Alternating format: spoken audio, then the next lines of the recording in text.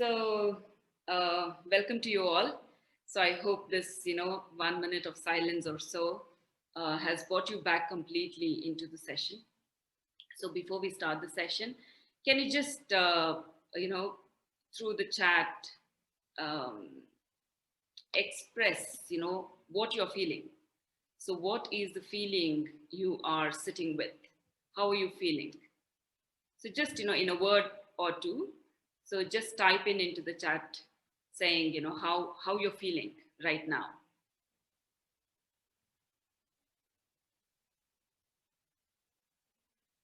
Excited, prepped, great, eager, calm. Yeah, that's nice, calm. Okay, I'm sure that 1 minute helped. Optimistic and engaged, excited to learn, curious, positive in anticipation.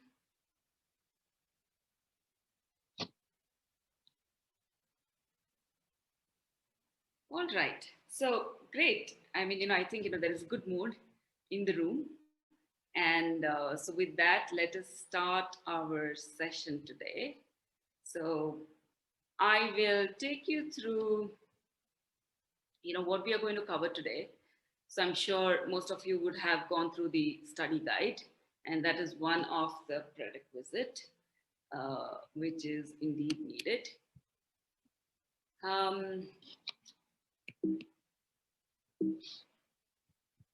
Okay, so what we're going to cover today is fundamentals of coaching. So I'm sure, some of you might be sitting wondering to say that, what is coaching? I'm sure you would have all done some of your research to say what coaching is and how it resonates with you. So we will, largely today's session is going to be what is coaching and what is not coaching, and what is that, as a coach, we need to be cognizant of. So we will understand fundamentals of coaching and able to differentiate coaching with many other interventions, right? It's so some of the times we interchangeably use some of the other interventions, and hence it's important because you are the aspirant coaches, budding coaches, who have taken a step of being a coach. It's very essential for you to understand what is coaching and what it isn't. So knowing the concept of adult learning and principles, because the entire course throughout this duration is going to be based on this, right? Adult learning and its principles. Because here, as someone said, it feels like school. It is definitely not school, right? So and hence, it's not about teaching. Yes, there is element of teaching, definitely. But at the same time, what we are expecting here is how is that one is self-motivated and is able to be prepared before coming into these live sessions so that we make the best of these live sessions. Yeah. So being aware of the principles of do's and don'ts of coaching. So we covered this. Excuse me, Aswini. Yeah. Your voice is coming very low. I have increased my volume maximum, but difficult to hear properly. Less audible. Okay. So anybody has similar problem? You want me to speak louder? If possible, from my side, yes. We Sure. would request you to speak louder, please. Yeah, your voice is very feeble.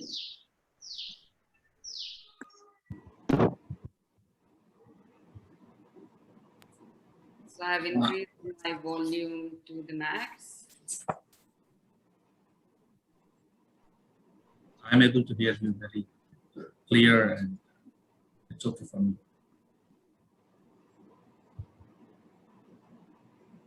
Okay, so is it better? So let me see, how this goes. Seems fine. Yeah, it's just fine. Yeah. Okay. All right, I'll try and increase my voice as much as possible. So do shout out, because if it is not common for everyone, so then I would request you to test your speakers, volumes, etc. Ma'am, what you could also do is go to your sound settings and increase the sensitivity of your mic in Zoom settings, audio settings, if the issue persists. This is the speaker system I have, madam. Still, I can't hear. That's why I'm telling. Input volume, I'm going to increase. Okay. Yeah, the sensitivity of the mic, it will be available in the settings.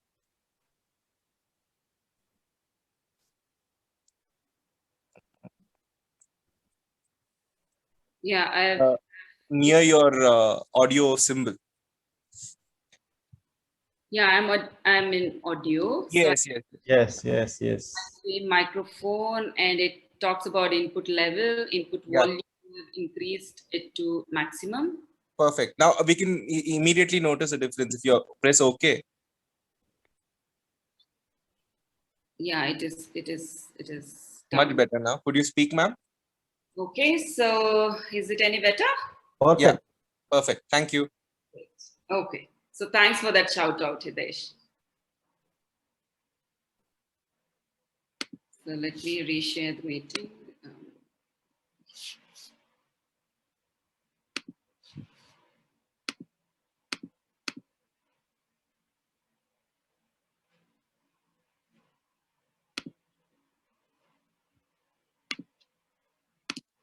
Okay, all right.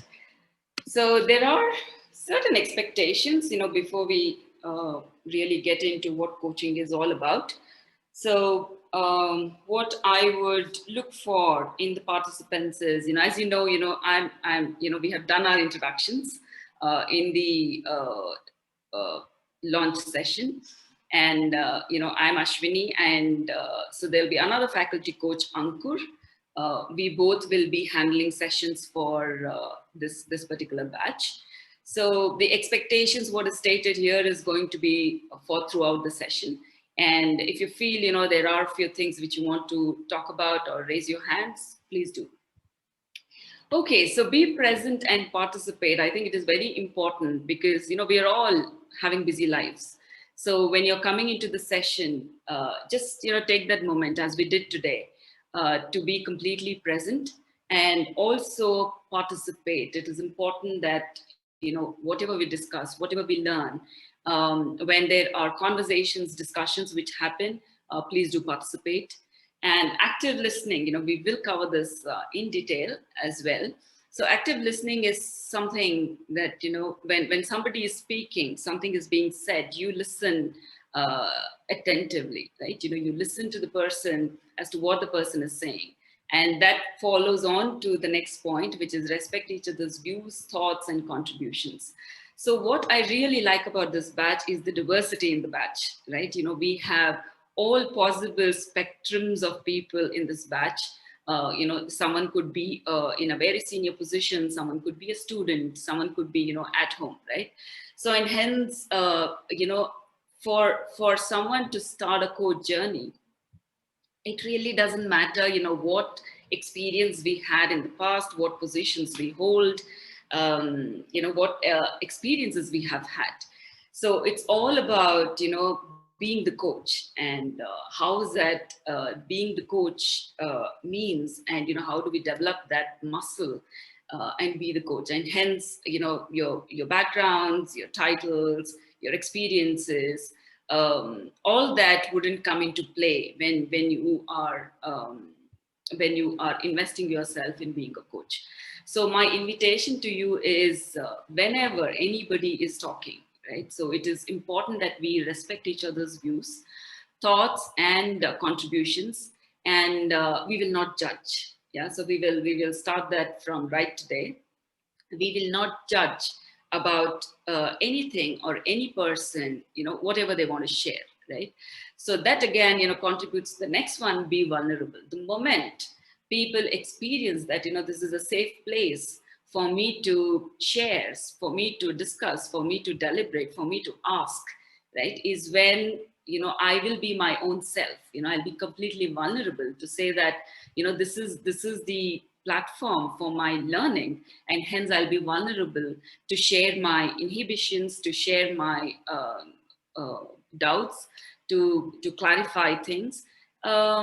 And the moment I'm not being judged, the moment I create a safe space, it gives me the window for me to be vulnerable and implement the learnings. You all know, even in the first session, one thing which got highlighted was how important for you all to look at the study guide before you come into the session, right? So because with all of you here, we need not necessarily go through every aspect which is being stated in the study guide. So this forum is going to be essentially used for lots of clarifications, clarity, and any questions, and there'll be lots of practice, and there'll be lots of sharing, right? So in here, as I said, the group is very diverse. With the diverse group, there is rich experience and rich learnings. And how learnings will happen is, the moment you start sharing your experiences, the moment you start sharing your examples is when, that will be an immense learning for your fellow learners as well, right? And hence, implement the learnings which you learn from these sessions, from the study guides which you read, and from all the writings you would do. So it's very important that you implement the learnings for you to have a transformative journey in being a coach.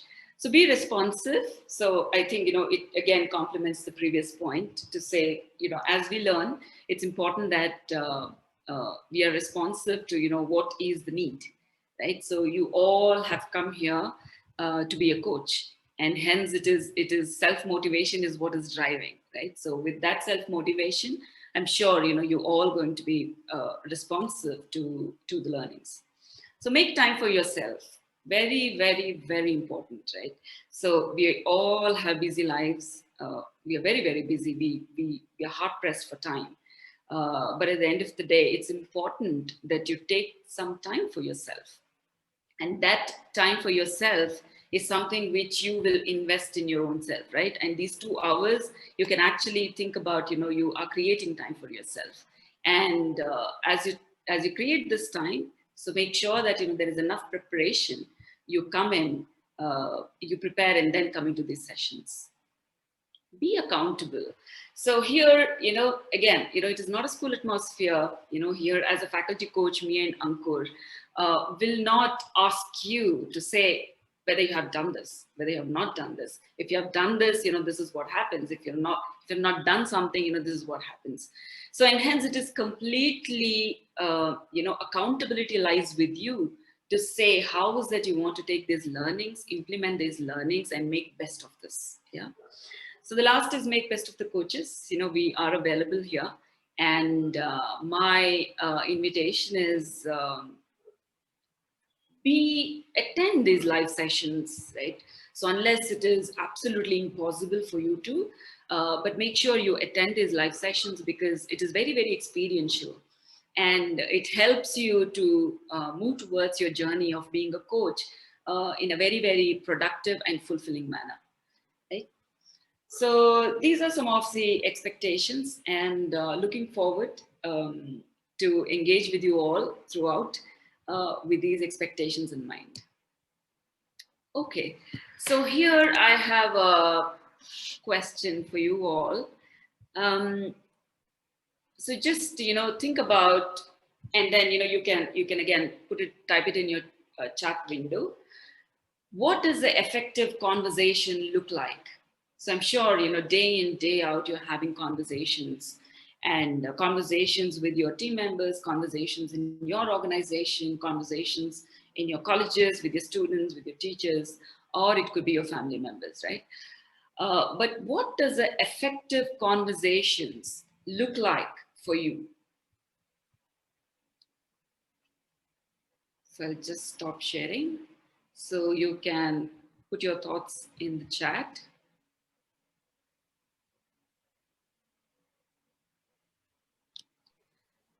Heard, understood, and responsive. Yeah, so it's almost like, I'm listened to. Effective conversations are smooth and two-way, right? Absolutely. Effective hearing, okay, means being understood.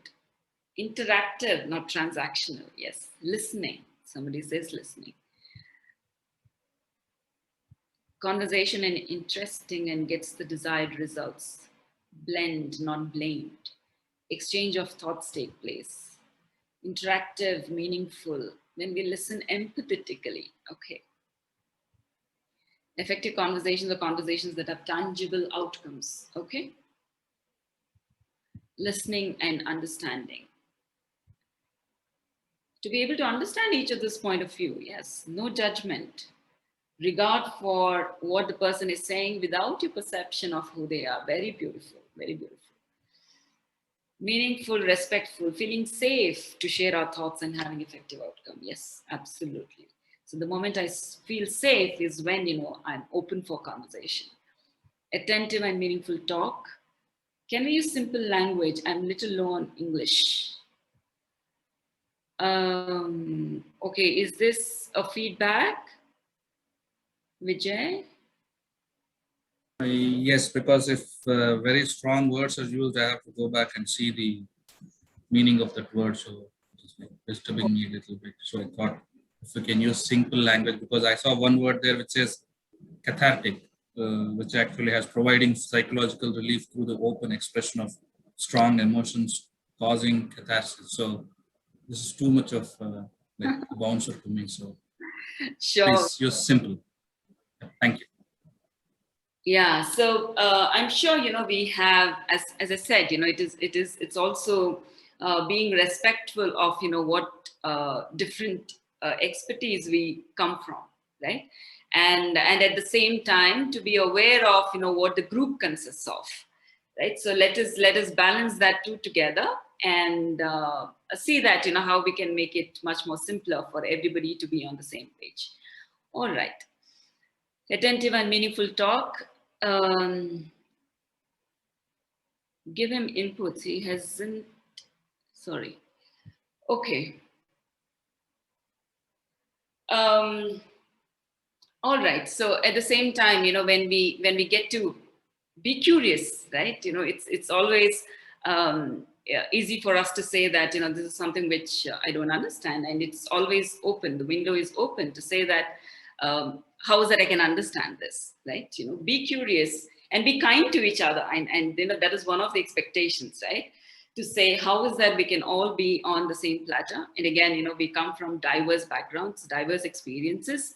And how is that we can make this group? Because mind you, what I'm saying is all of you here, you form and create a safe place to each one of you, right? So that is very, very important.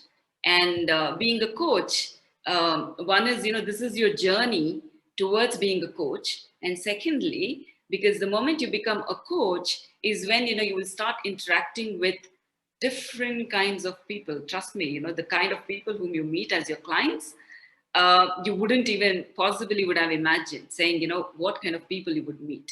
So, and hence my request is, you have to treat this group as a resource. It's very, very important because, there'll be huge amount of learning which will happen amongst yourself, right? So this is all experiential learning.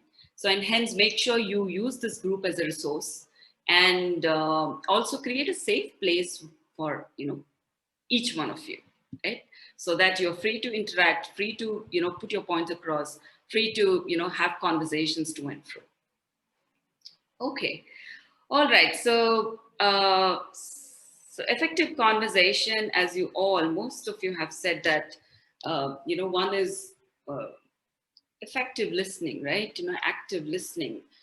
Whether the person whom I'm talking to, do I feel listened to? Whether the other person feels I'm listened to, right? It's very important. And again, how is that I can create a safe place? Because, unless there is a safe place, the conversation is not real, right? Because, I'm constantly thinking that, there is something which is going to come at me. So which will put me in the back foot, right? So the moment I create a safe place is when, there will be an open and honest two-way conversation, right? And also acknowledging each other's emotion, acknowledging each other's viewpoints, right? Because at the end of the day, my perspective comes from my experiences.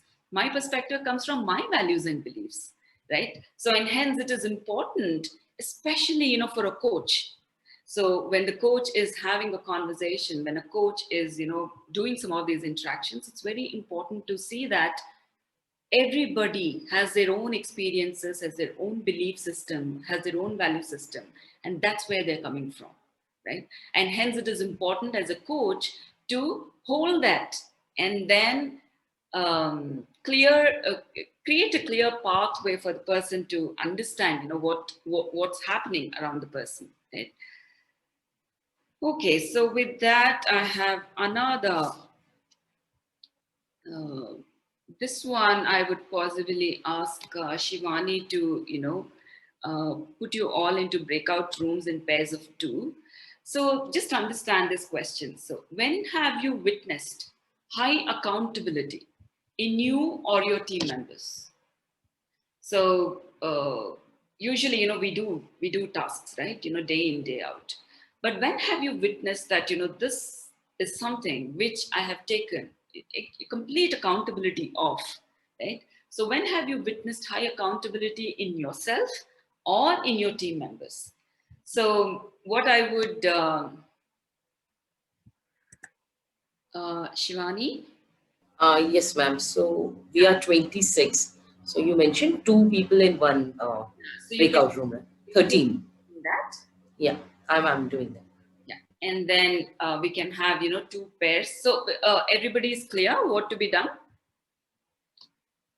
So you need to discuss and share. You will just have, you know, possibly 2 minutes, not more than that. A minute for one person, another minute for other person. You just have to share. When have you witnessed high accountability, either in you or your team members, right? What are those attributes? What are those behaviors which has made you witness high accountability in yourself or in your team members? Are we good?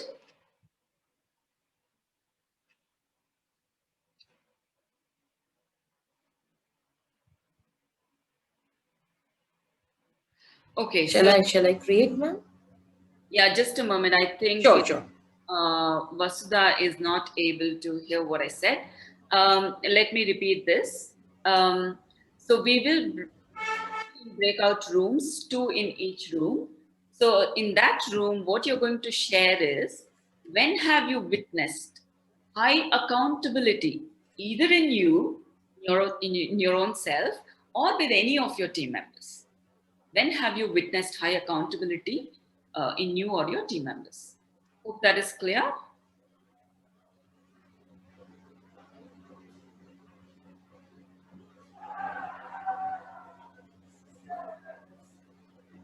Okay, so let's go ahead, Shivani.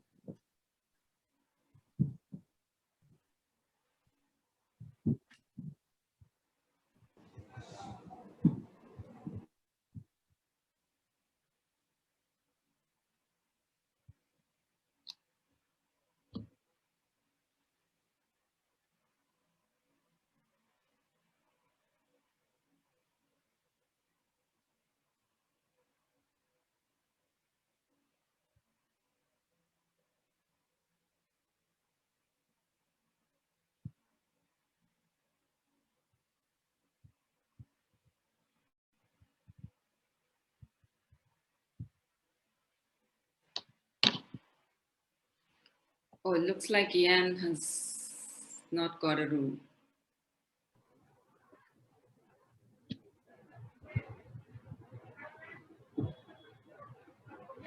You have made a combination of 2, right, Shivani ma'am? Yes, ma'am. Okay. Ma'am, room 2 have got 3 actually. Okay. So I'm moving from there, I think so. Mhm. No, only one has 3 because I am not able to join. You have assigned me a room Yeah. which you can remove and then add one person over there. Reema ma'am is left, I can see. Even I got one. Even I am left. So yeah, as a host, you make me host now. Okay, I'll do that. Yeah. So you Two needs to be. are, I'll make you and Rima together, right, Ashwini? Yeah, ma'am. We want to, no? ma'am, I've made you the host now.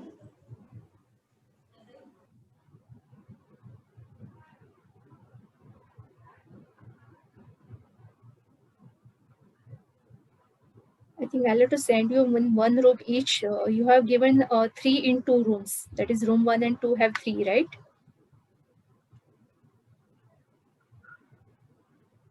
You're on mute. You're not audible, Shivani. Unmute. I think Shilpi and another group have got 3. There are In 2 3 in rooms one. you have added. So I'll Yes, send yes. each one of you in one room. Okay. There's no option otherwise left.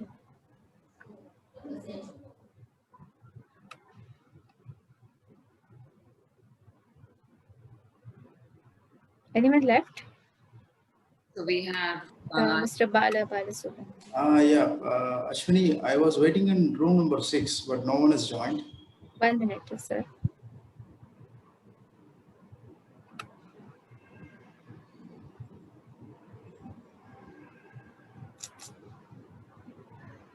I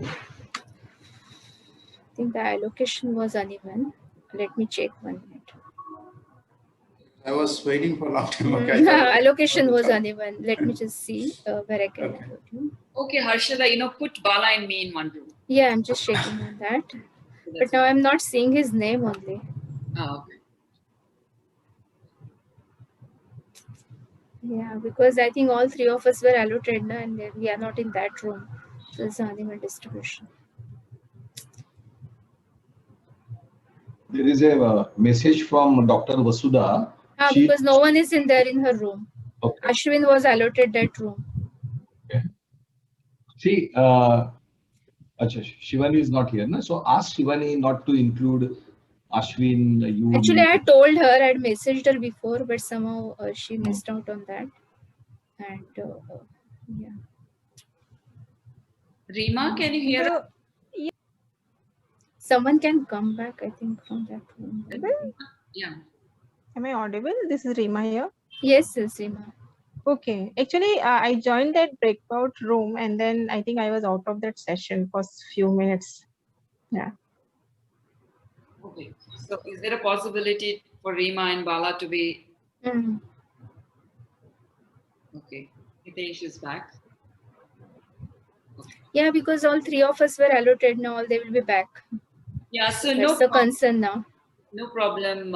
It's okay, no problem. If people are coming back, I think we don't want to waste our time. So maybe. No, only 3 people would be back because 3 of us haven't joined. So they can discuss out here also if we don't mind. Yeah. We can share. I'm not able to allot rooms now. Somehow the distribution is uneven. Yeah. It's okay. No, not a problem. We can share our opinions here. Yeah. We are muted. You can go on sharing, 3 of you.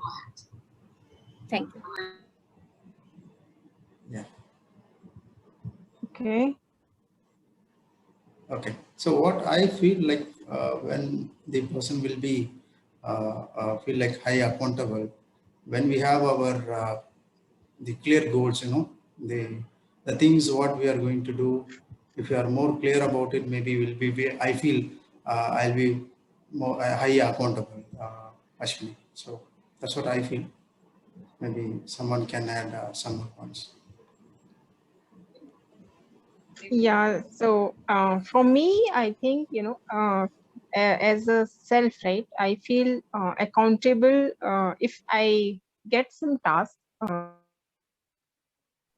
right, and which has the, some from which some effective outcome is expected, and that is something beneficial to the organization where I feel I am with this task completion or achievement. We are going to do some effective output to the organization. We are doing some value add.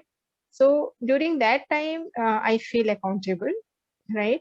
And what I feel for my team, although I have not directly managed any team for the direct team, but within my team, I feel the people feel accountable I agree with Bala on that point.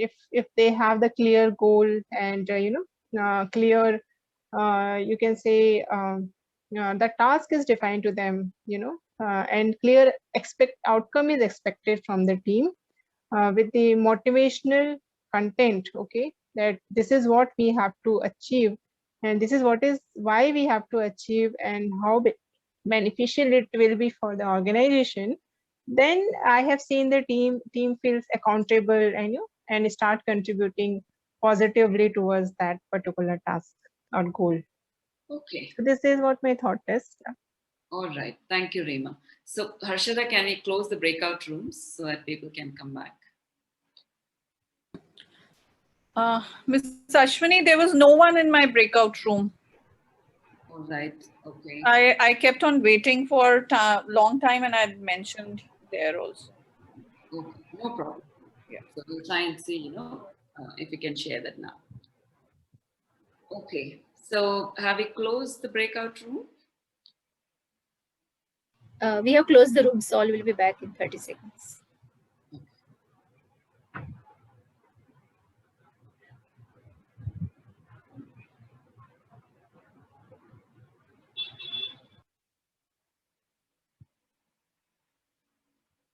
Okay, so as people are coming back, would you want to share? So what is high accountability? When have you witnessed high accountability?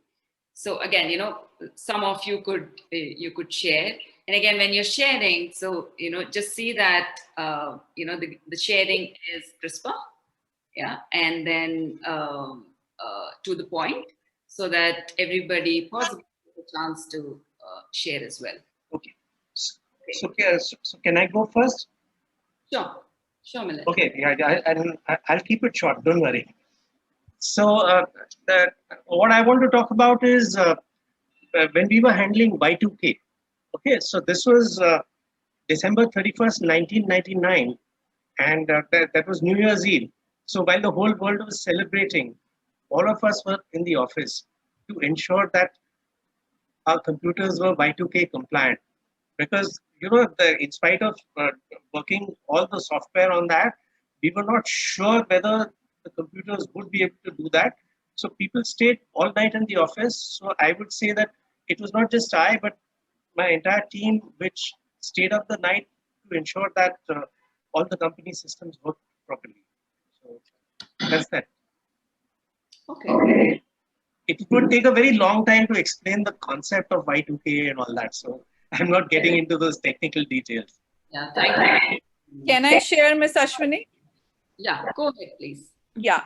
So I would just take the latest example because I had a school, and I have been a school principal now for quite a long time, around 12 years. So in my experience, when you make your team member feel very loved, wanted, you trust them, and then you get the accountability. And the latest example of in the COVID-19 we saw, my state, Rajasthan, was the only state where we were not allowed to take a single penny of fees from the parents. And it was getting very, very difficult for us. And there was a stage where I told my teachers, listen, at this point in time, our hands are tied. Yes, we were giving them some partial salary till that time, but everyone was with us. Nobody left. And there were many teachers in our team who belonged to a very good family. So they just said that we don't want our salaries. When everything is fine, you can, give it back to us. So I feel when you are very, very transparent with your team, when you respect them, when you trust them, then there is a lot of a sense of accountability in them, and there is a blend of professionalism, there is a blend of personal touch. So that makes everyone very, very accountable. Yeah. Great. Yeah, great points. I think, the elements in the behaviors which came out was trust, right? How do you establish trust amongst, your team members, and transparency, right? And the third one, which, was not explicitly said, but what I picked up was you are actually making them be part of the decision making. Absolutely. Right? So the moment you make them part of the decision making, so they know that there is high level of accountability because they're part of it, right? So they are not outside the remit of decision making. Okay, so any other behaviors? And again, you need not tell me the complete context. Just tell me the behaviors which you would see when someone you see is highly accountable. Yeah, can I go ahead, ma'am? Yes, please, Ravi. Yeah, Ravi. Yeah, this is Ravi here. Yeah, I fully agree with what Vasudha ma'am has told. Like my takeaways for these were like the 2 points, like the trust and empowering the team members. Like already you mentioned, like involve them in decision making. That is what actually, like you have to empower them and you have to trust them. So automatically then they'll just work for you. No matter what will be the kind of tough situations arise, you have to just empower them to take the decisions and all those things. And they should be confident that whatever happens, like I am there to take care of them. That is the only thing I do. Empower and then create a safe space, because even failure would not deter them to, do future tasks, right? Okay, Hitesh, you have raised your hand. So I have only 2 words answer. One is when I have responsibility and ownership of the task at hand. So only 2 words. Okay, thank you. Rima. So for me, I think it looks like, why factor is very important. Why, right? Why you have to do this? Why, what, right? There is a one factor. When somebody is aware of this, then definitely accountability comes from inside. Then second thing is, then what is the benefit when you will do it? Whether it is for yourself, what will be the benefit on you, and what will be the benefit for the organization or your surrounding, right? So I think these 2 factors definitely add value to build accountability in self as well as in the person. Great. Yeah. So the why is very important, right? That defines the purpose. So, if I'm aligned to the purpose, then, my accountability levels are really important. Yeah, hi, can you hear me? Yes, so I would just stick to the keywords. So for me, again, it is trust. And also, if the other person knows that, it is quite similar to the why, but if the other person knows the outcomes, so basically, because I am doing all these exercises with my kids, so you have to make them understand from their point of view. So it's not that you understand something, but if they are not able to come to that point of understanding and be on the same page, so no matter what you think they should do, why they should do it, their outcome is still going to be different, and you will just be chasing the other person. So unless he is the driving factor of whatever he is doing, so the accountability increases. So it's like giving the power of what you're supposed to do, how it is going to impact you. So that's, I think, how it makes the other person more accountable. Okay. All right. Yeah. Thanks, Rupanjali. And I see, a few other hands as well. We need to move on as well. So Vaibhav and Roxy. Yeah. So Vaibhav. Yeah, hi everyone. So me and Pankaj were there. We discussed the things. So we just agree with Rima and we emphasize on why. But we feel that going ahead, every person should know that if he don't do that particular task or activity, what loss overall society or his team or things will make. If you know it, then only you will understand your duties more clearly, and then actually you will be accountable for some value. Okay, so if a watchman is not doing his duties properly, definitely there will be a theft in the organization and it can have a big impact. So every accountability word should come with the values and the losses it might occur. So target, goal, value, those are the things which we failed of adding the over here. Great. Yeah. So I think, the goal also came from Rupanjali, if I'm not mistaken. Yeah. And also, Vaibhav is talking about impact, right? What is the impact? And I need to know the impact. Okay, Roxy. All right, Pankaj. So that's the last, and then Yeah, hi. Yeah. Sorry, Ashwini, and I was trying to click my unmute button. Was not pressing. So my apologies, Ashwini, to join late to this session. I had some commitments. I come back to the word what I said. What I could understand. The question was about the accountability. I just joined just a couple of minutes back, and the traits what leads to the accountability. So I think most of my colleagues have shared a lot of things and a lot of pointed things. One, I could see the crux of any trait for the accountability is commitment. Okay, if there is no commitment, there won't be anything, whether it be transparency or result orientations, So it all drives down to commitment, how committed you are to the cause, and how that leads to your accountability in that sense. So that's, if I understand the question right, that's what I mean. Okay, yeah, commitment is one of the aspects to say that, how motivated I am, towards what needs to be done. Okay, yeah, Pankaj. Yeah, so Weber already summarized it very nicely, and most of the team members have already summarized it with all the aspects. I just not take much time. It's basically, and accountability is basically related to mindset as well, right? Because if your mindset is right, you take challenges, you accept the challenges, and you deliver what is been required to deliver. And that gives confidence to the person and to the team as well to take more challenges and to perform better.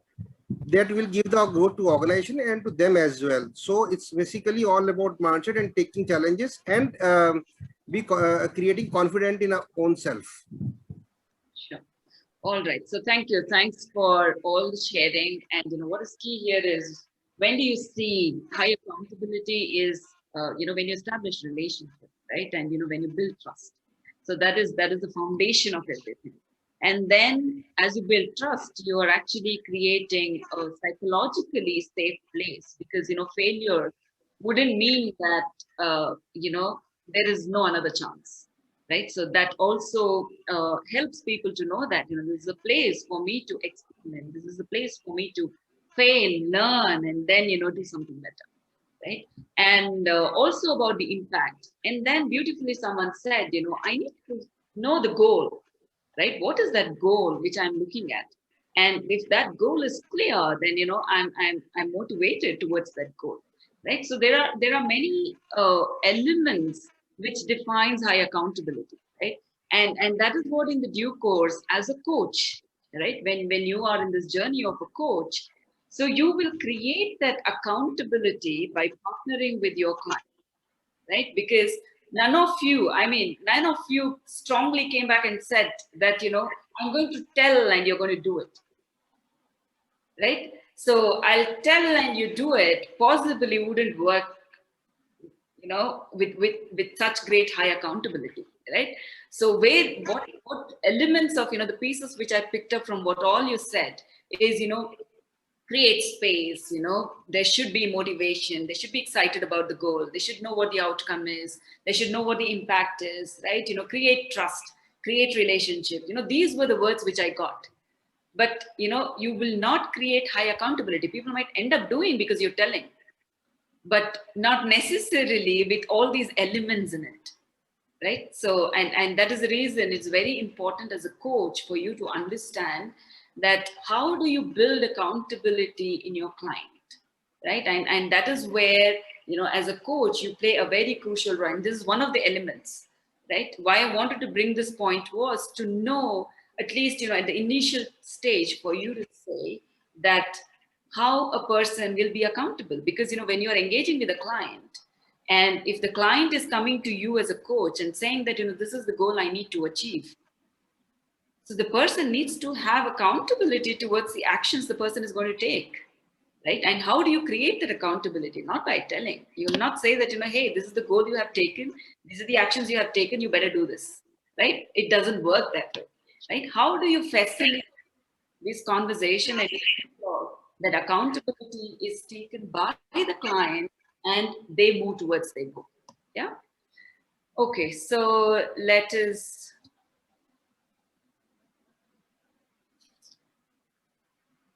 So what is coaching? Coaching is the art of creating an environment, right? A coach has a very, very important task of creating an environment which is very, very congenial for the person to have a very open dialogue and conversation, right? Through conversation and a way of being, right? It's very important how, as a coach, I'm coming across, and how is that my client would resonate with me, right? And that facilitates the process by which a person can move towards desired goal in a fulfilling manner, right? So this is, it is an art, right? As much it is what to say, there is lots of action to do, there is a lot of goal to be achieved, but it's an art.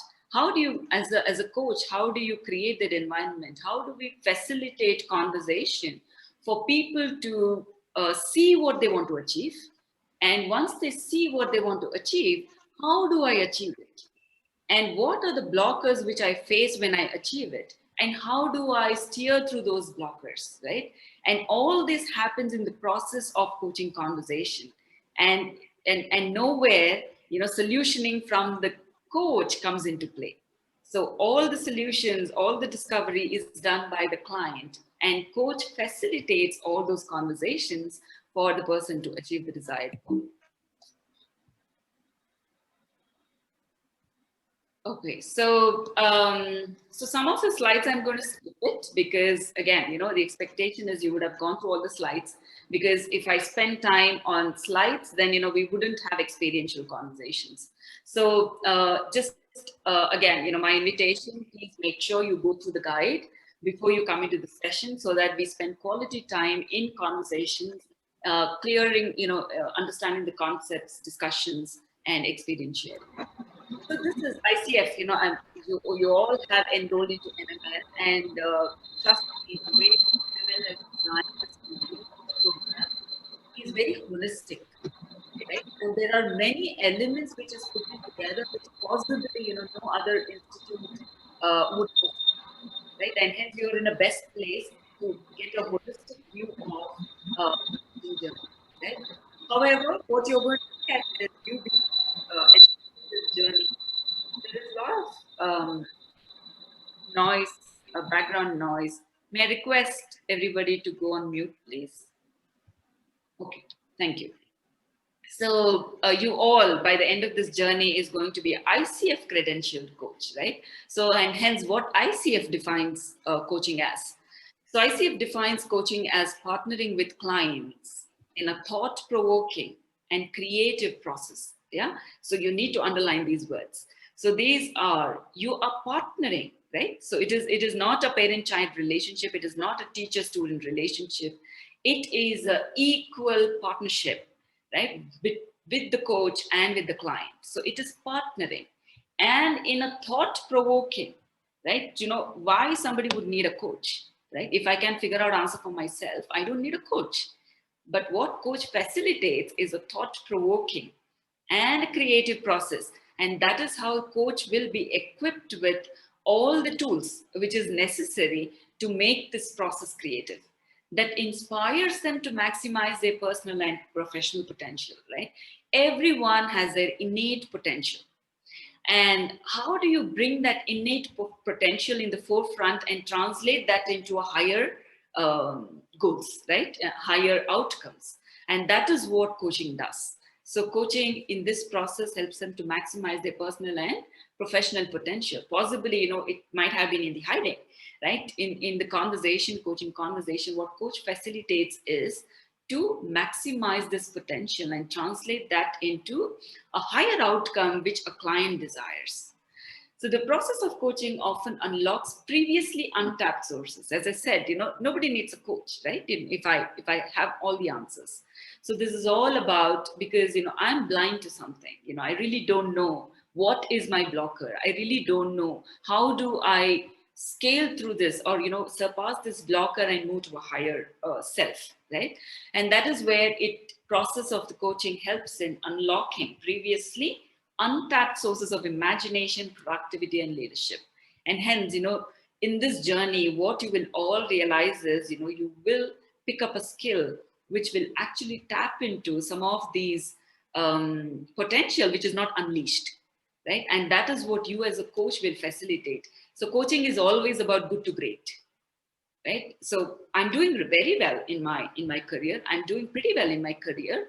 But at the same time, how do I take from good to great is where, coaching facilitates that. Okay, so moving on to adult learning. What is adult learning? Again, this one I'll skip through. It's only for you as a cohort, as a batch to understand. I'm sure you all understand what is adult learning, right? So, and hence, this is not a school. It is all about how you are invested, because I'm sure all of you have made a conscious decision of becoming a coach, right? And that is how you have invested your time, energy, and money to be in that journey. And that is where adult learning comes into play. And so it is. I'll skip some of these. Yeah, so adults have higher sense of self-direction and motivation, right? Because in school, what usually happens is the teacher says, and then whether I like it, I don't like it, I end up studying or, spending my time there. But here, it is your choice. You have made a choice of you becoming a coach, and hence it is your decision. It is your own self-motivation which has driven you all to this place, right? For you to become a coach. And hence there is higher sense of self-direction and motivation, which is present in each one of you, right? Adults use their life experience to facilitate learning. So I'm sure you have come across people, and for your own self, right? There are different ways people learn, right? There are people who are comfortable by listening to others. There are people who are comfortable by reading. There are people who are comfortable by, I'm sure you've heard of auditory, visual, and kinesthetic, right? Yes, kinesthetic. Yeah. I was about to say kinesthetic, sorry. Yeah, thank you. So these are different kind of learners you have. So, and hence, you would have by now discovered what best suits you, right? And that also facilitates the way even MML has designed its program, right? You have your study guide, someone who is very comfortable with reading the concepts, you have it there. You can read it. If someone who is good at, picking up visuals, right? You can attend some of these live sessions and get those experiences for your own self. Kinesthetic, you want to do it all by yourself, right? And you want to try, you want to test it. Only then, for you, learning becomes much more meaningful and energizing. So, and hence, adults use their life experience to facilitate learning. You know best what suits you when it comes to learning, and hence make best of that, and use all the resources available for you, and be completely responsible and accountable for your own actions, for your own learning, for your own investment into this journey, right? And that's the crux of adult learning. My suggestion is please go through the guide. So it is nicely stated in detail. Yeah, adults need to know how the information is relevant, right? So only if the information is relevant is when you are ready to receive it. If you don't find it relevant, you'll block it and you'll move on to something which is relevant for you. Adults are focused on achieving goals. You're all here because you have a goal to achieve. So someone wants to, pick up a coaching skill. Someone wants to run a coaching business. Someone wants to be a better leader. So, you have your own goals for you to have enrolled into this program.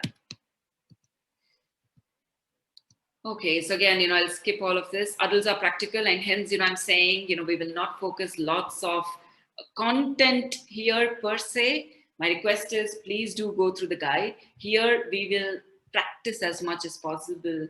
We will talk about real experiences. We will talk about, how do we make best of these live sessions, yeah? Adults are looking for help and mentorship, right? And that is what we all will provide you at MML here. So faculty coaches, there are mentor coaches, and feel free to reach out and make best of us. Adults are open for modern ways of learning. So I'm sure now, the situation has pushed us into a state where we have to embrace online methodologies, right? So I'm sure you're all experienced that, and that'll take us a long way. Adults want to choose how they learn. We covered this. Okay, so that is about adult learning, and again, and not spend too much of time there. So I'm sure you understand the concept, and what is your role for you to have this experience in a adult learning way. Yeah. Okay, so these are 7 guiding principles in coaching, and very, very, very important. And this is where I would possibly spend some time so that we understand this clearly. Yeah. So the first one is reputation, right? So reputation is all about how do we come across as coaches, right? How does someone perceive as a coach? And also, what is our, this community, the coaching community, what is our responsibility for people out there to understand what coaching is and what coaching can offer, right? And hence we all become brand ambassadors of coaching, so that people clearly understand what it entails, where it can be applied and how we can make best of coaching, right? So that is where we all play a role in creating reputation about our own self as a coach, and also for coaching as a community. Continuous competence enhancement, and again, the moment I'm PCC certified, right, I get a certificate. That's only a start, right? So my journey of being a PCC coach was quite intense, and I got my certification, which is a very aha moment. But at the same time, it is just the start, right? My competency enhancement. Even now, when I'm addressing you all, when I'm going through all of this content, I'm constantly learning. And when you share all your experiences, there are elements, which I pick and, I learn. So, and hence there is continuous competence, which a coach requires. So we will continue to invest in that competence enhancement, right? Because we need to stay relevant. We need to look at, how the industry is moving, how people are moving, what are expectation of our clients, and what is needed for them, right? And as a coaching community, how is it we can enhance this entire coaching competence itself, right? So, and hence it is ever evolving. Possibly the way it started, and now people are looking at, and again, when I said your course is so wholesome, because NLP is integrated, psychology is integrated, right? Which wasn't the case possibly when coaching had started, because coaching was purely basis, which doesn't possibly fall into psychology, or possibly doesn't fall into NLP, right? But as we have seen, as we have grown, as ICF has seen it, as coach community has seen it, it's very important for us to pick the elements, which will help enhance our competence and be in service of the client, right? So that is very, very important. So when you are a coach, as I said earlier, what is your background? What is your expertise? Whether you're a CEO, whether you're a student, none of this matters. What matters is how you are a coach, the being of a coach, and how is that you will be able to service your client. Because at the end of the day, so coaching is all about client, right? It is client centered. What the client needs, what is client's goal, and how is that I as a coach will facilitate client's movement towards the desired goal, right? And hence what clients requires is what your remit of work is. So, if I'm a CEO of the organization and I'm coaching a client, I need not necessarily tell the client saying that, how can you be the CEO?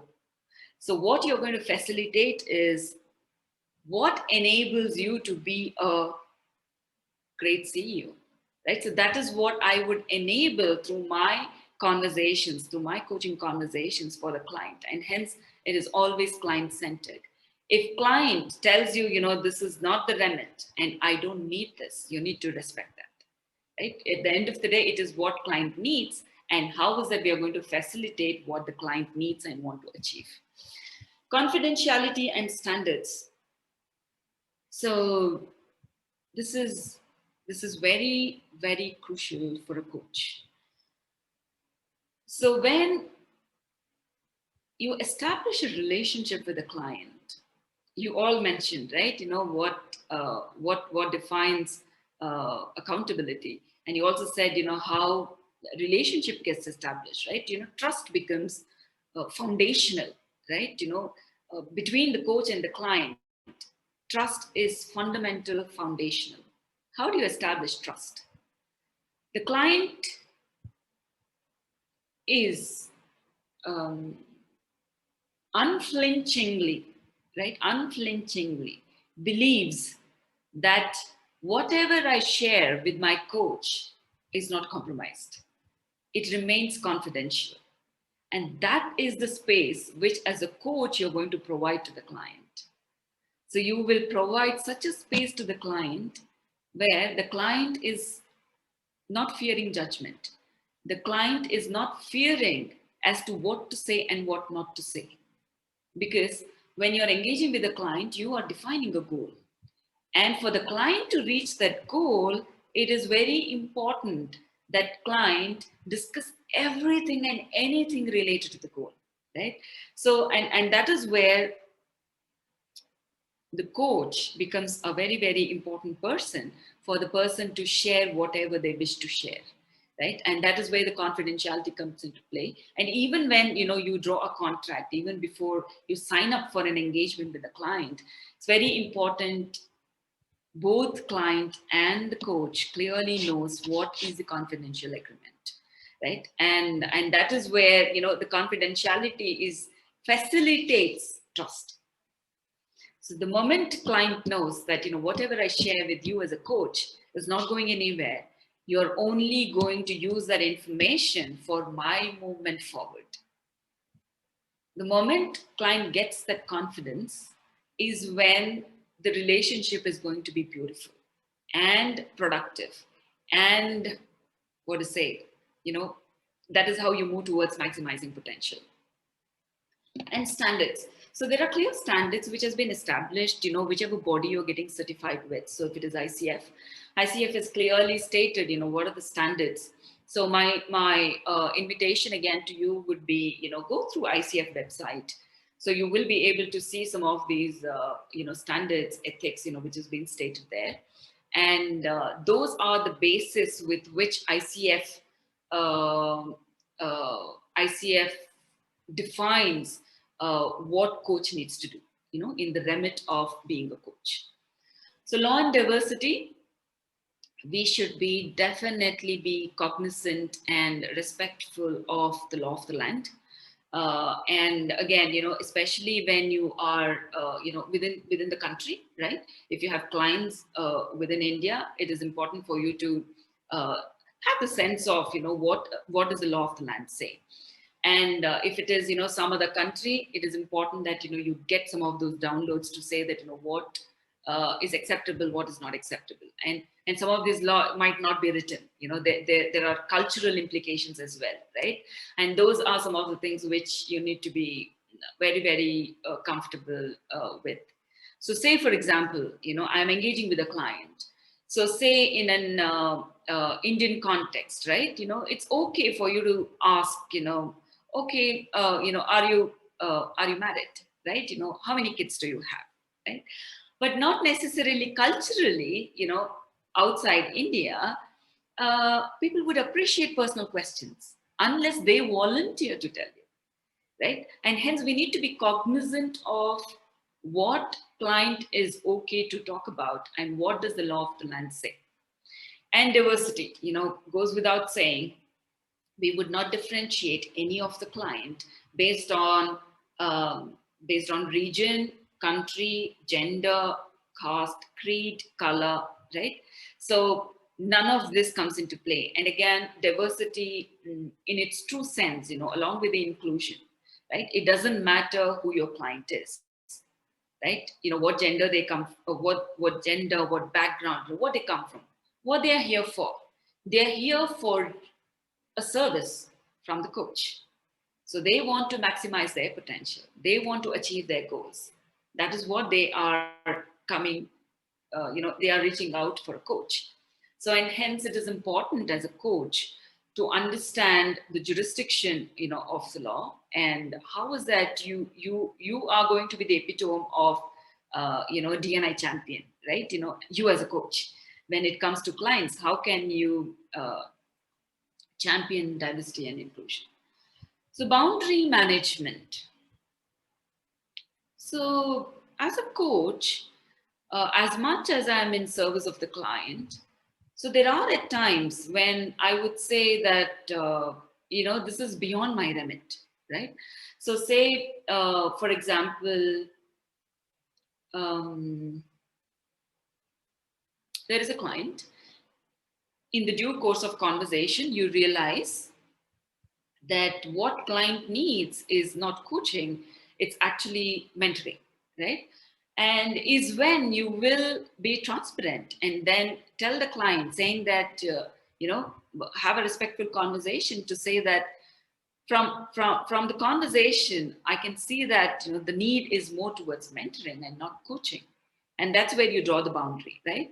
And also, say, for example, you are engaged with a client and you are continuing with, client and coach relationship.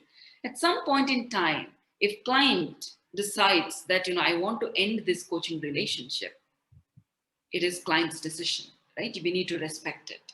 So it is okay. So you might want to seek feedback, which is all right, but so there is no defiance, right? There is no, what to say, I'm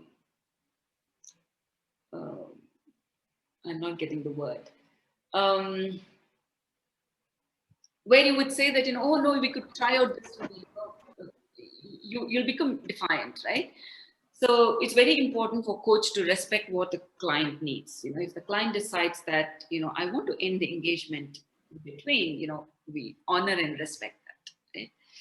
So in personal pledge, so it is very important that, what is my personal conduct as a coach, and how is that I'm going to have client coach relationship, and also how is that I'm going to abide by the body, which is, in this case, ICF and MML, right? So what is that they have defined as guidelines, and, how is that I need to work within those guidelines and advisories, right? So that's the personal pledge, because ICF is a certifying body, and ICF has clearly defined what are some of the remits with which the coach should work.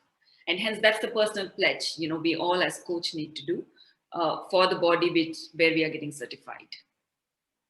Okay. So principles of transformative coaching. So coaching is done to create transformation in your clients, right? So as I said, everybody has innate potential, and that potential sometimes might come out and sometimes might not come out. And that's where transformative coaching comes into play for people to, one, know that there is that hidden potential. And once they acknowledge that, how best to use that to maximize outcomes. So again, this transformative coaching is based on 3 principles: principle of intelligence, principle of thought, principle of consciousness. Principle of intelligence is, as I said, nobody would come to a coach if they have all the answers, right? There is something beyond which I've still not reached, right? I don't have my hands on it. So that is beyond a certain level of intelligence I do possess, but I'm not aware, right? So and hence there is a higher level of intelligence which is there, which I've still not accessed, right? And that's where transformative coaching enables that. Principle of thought, whatever decisions I make, so whatever my mind thinks, it's my own thoughts, right? And these thoughts might come from the beliefs I hold, the values I hold dearly. So wherever it is coming from, it is my mind which is making those thoughts, right? And those thoughts, how it can get translated into, what is that I want to achieve. Principle of consciousness. So it is about, so when I say, there is that innate potential in everyone. So, there is that sensing, which I have, there is that awareness which I have. Sometimes, it goes unnoticed. Sometimes, I do notice, but I really don't know what to do about it, right? So the principle of consciousness, there is that consciousness which is in me, which is very, sometimes, intuition, right? Intuitive. And those are some of the things which will come into a huge play in transformative coaching, right? So, these are 3 principles which defines transformative coaching. Okay, so as I said, principles and professional standards of conduct in coaching is, it is defined by the governing body, which is in this case ICF, clearly says, what are the ethics, what are the standards as a coach which you need to be best served with, and need to invest in their ongoing continued professional development. We spoke about that as well. And has a duty of care to ensure good reputation of emerging profession. Because I'm sure, when you go out there and say that I'm a coach, it's very hard for you to explain what is a coach I do, what is a coach I offer, right? And hence it is an emerging profession. And then, there are a lot many people who are talking about coaching now as compared to, few years back. So possibly, now it is much easier. But again, as a coach community, right, we have responsibility of making this profession known, making people know about, how immensely they can benefit about, by coaching. Okay, so now we will move on to do's of coaching. And after this, we'll spend some time on reflection, okay?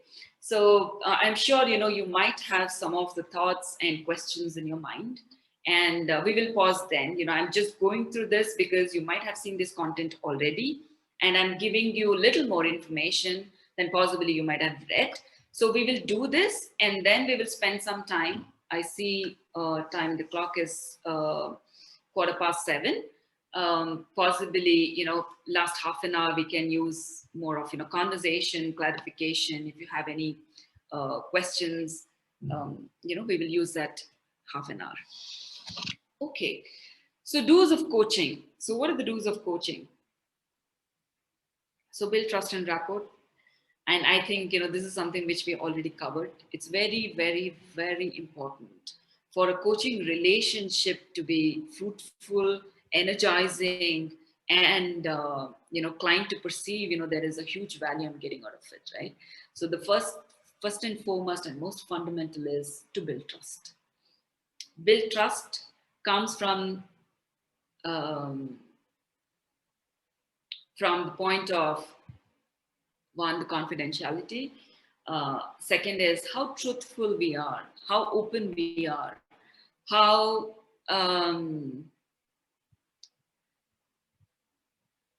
transparent we are. Because during the course of this engagement between a coach and a client, there will be multiple situations where you might have to say to the client, which is uncomfortable for the client to hear, right? Especially, when they are facing some of the blockages, and they wouldn't possibly would have heard this from anyone, right? And that's the beauty of coaching, because you are kind of a mirror. You're partnering with the client to make the client know some of the things which the client is possibly blind to, right? And hence you need to have that courage to speak about it. And when you have that courage to speak about it, and also the client will be able to receive it, with the same gratitude, right? When is that going to happen? That's going to happen only when there is trust between these two people, right? Unless there is no trust between two people, it's very hard for you to have a very open, candid conversations, right? And ask questions to create awareness and clarity. So a coach would do anything but tell, right? So coach is not here to tell what the client should do. Coach is not here to give solutions to the client's problem. Yeah, and because then, we are not doing what needs to be done as a coach, right? Ask questions to create awareness and clarity. So reflect, rewind, and repeat. So, how do we, in the entire conversation, when the conversation goes, there is so much of information which comes in. And as a coach, it's very important for you to pick the relevant elements from that conversation, be able to summarize, reflect, to serve the client better, right? The client, because they will blabber. So there is a lot of unloading which happens during the conversation. So the relevance of the conversation is important for the coach to pick up and then summarize it and repeat for the client's service. And be flexible. So coaching is the beauty of the coaching is, it can't be fixated. There is no fixed way of doing a coaching, because you are engaging with a client. When you're engaging with a client, there is transformation happening within the client. So the transformation was not known in the first meeting, right? So if there is a fixed agenda in the first meeting and say that, this is the agenda I'm going to go with in all the sessions, it doesn't make any sense, because then we as a coach is not moving along with the client in this transformative journey. So, and hence it is very important for the coach to be agile, flexible, to see how the client is progressing and how is that I need to fine tune to serve the client better from that point in time to the next point, and from that point in time to the next point. If the coach remains at the very beginning, then you're not serving the client. Okay? So what I also realized as I was talking about do's of coaching is, I think we skipped this point. Yeah. So I'm sure you have read through this as to what is the difference. Looks like that slide is hidden. That's the reason that slide got skipped. Okay, so I'll stay put here. Yeah.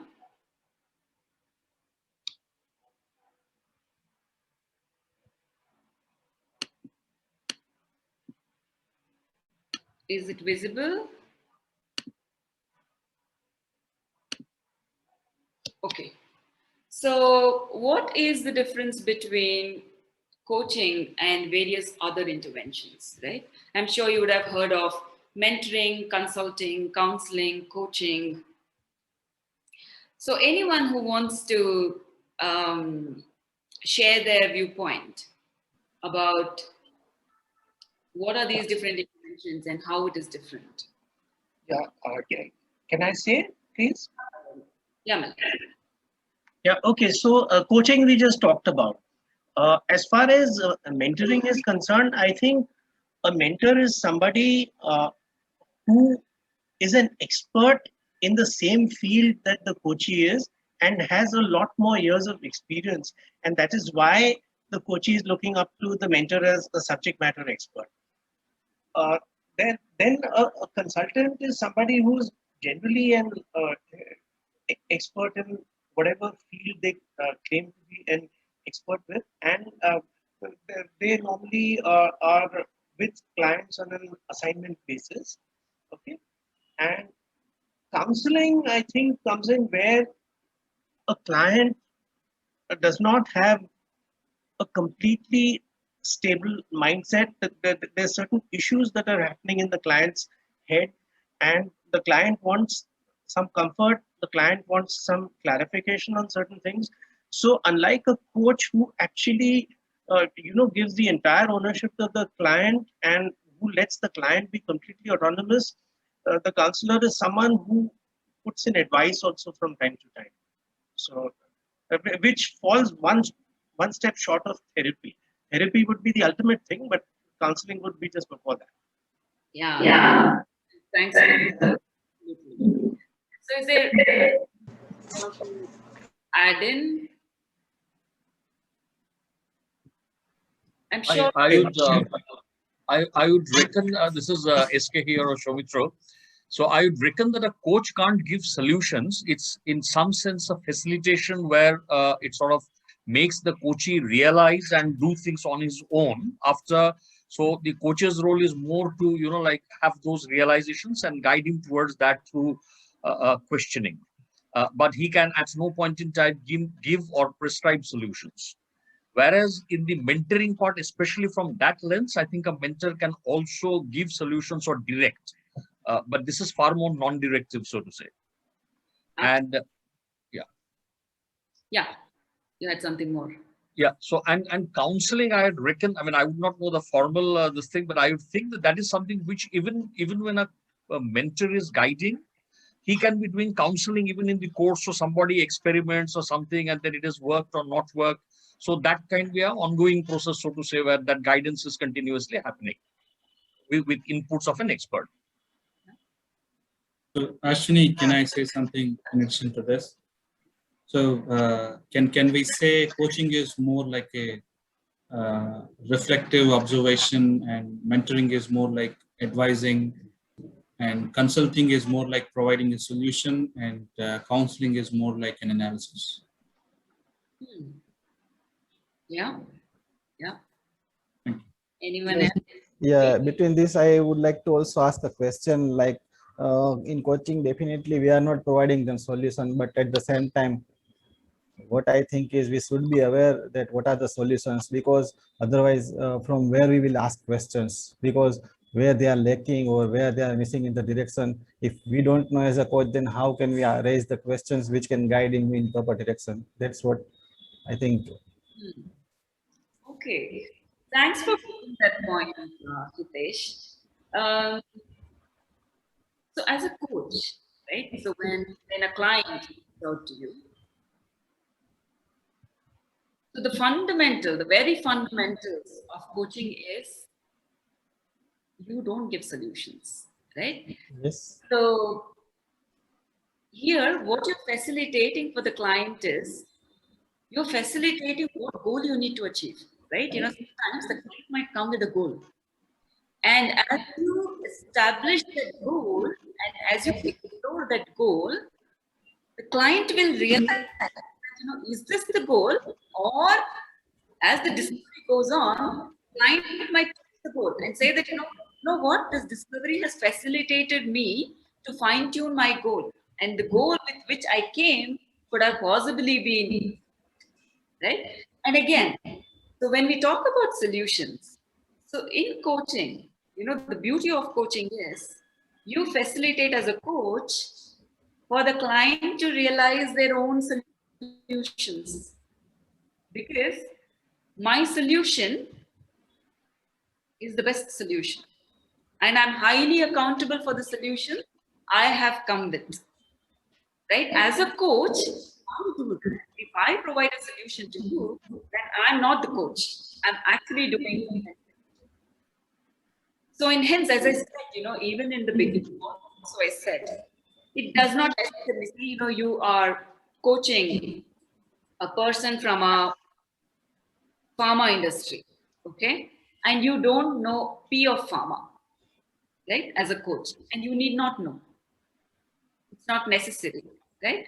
So what gets established in that coaching relationship is what is the goal you need to achieve, right? And this goal can be a short-term goal, it can be a long-term goal, right?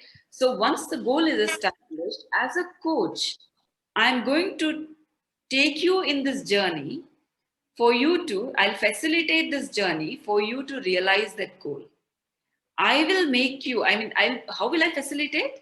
I will ask questions. I will listen to, you know, what is being said and what is not being said. Right? And this as a coach, you know, because, and that is the reason it's very important for me to be completely present in the conversation. When I'm completely present in the conversation, I'll be able to listen to what is being said and what is not being said. Right? And those, you know, I'm like a mirror. I'm like a mirror to my client. Right? So certain things my client is not able to see. And I act as a mirror for my client to see it.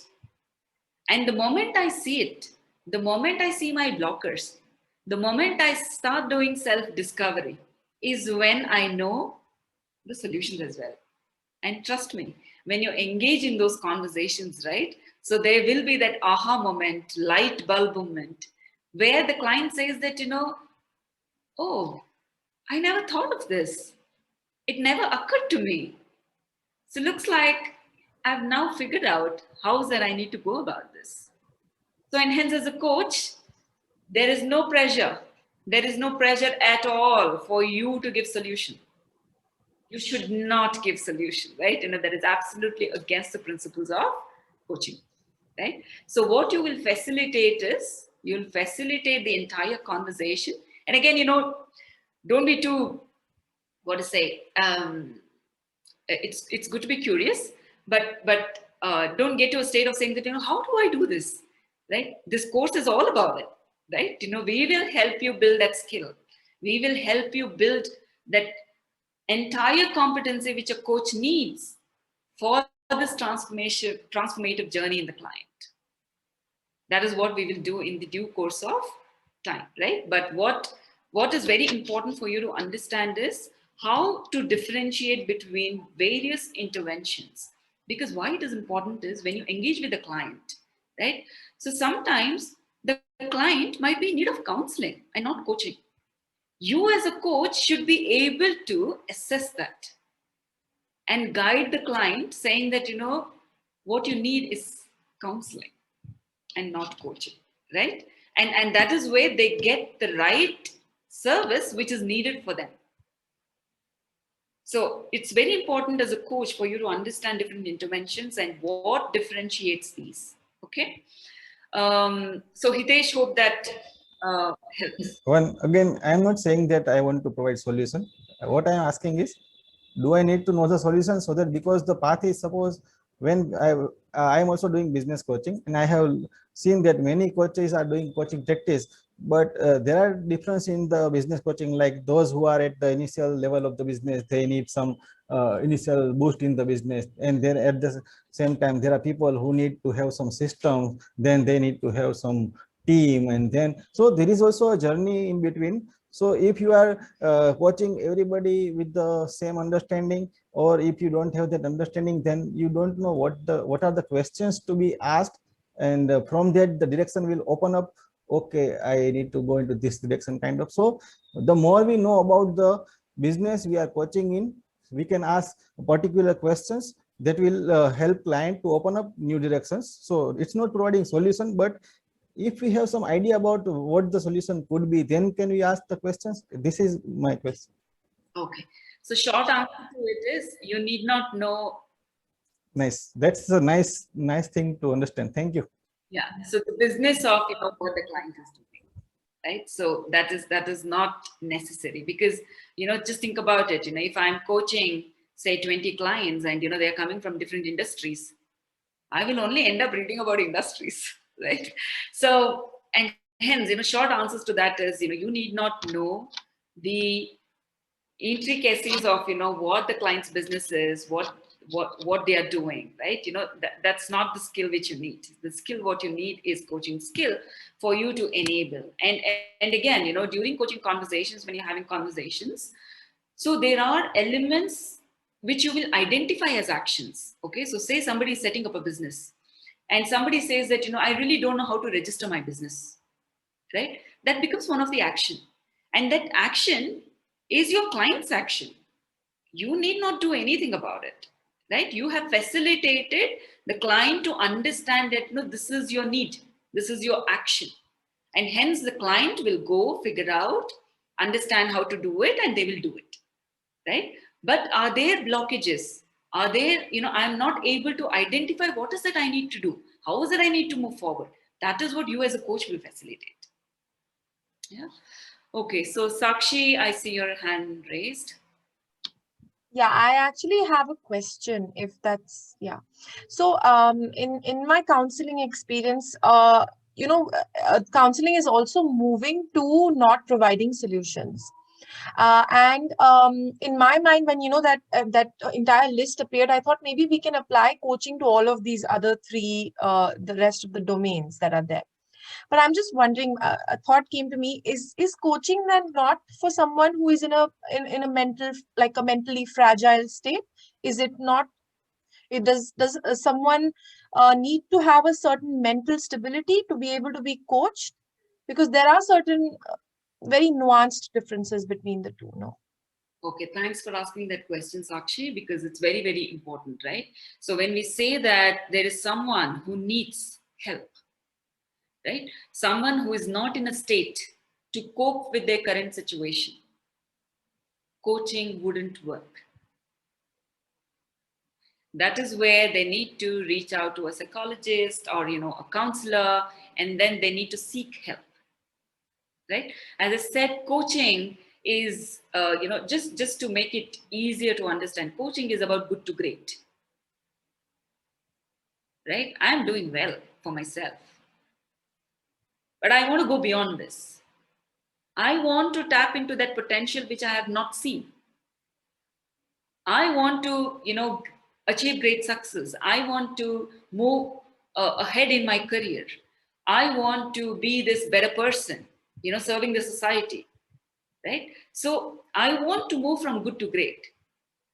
So, and hence, if that is why, it's very important for you to understand this. And thanks for that question. The moment you sense it, the moment you sense the person needs help because the person is not able to handle what, in the present, right? So they need help. In that case, as a coach, what I need to do is I need to convey the same thing to the client and say that what you need is help of a counselor. That's what I would advise, right? So that is how you would deal with. I mean, you will come across, sometimes you do come across some of these clients, is when you need to identify that and then say, this is possibly, or I'm not the right person, right?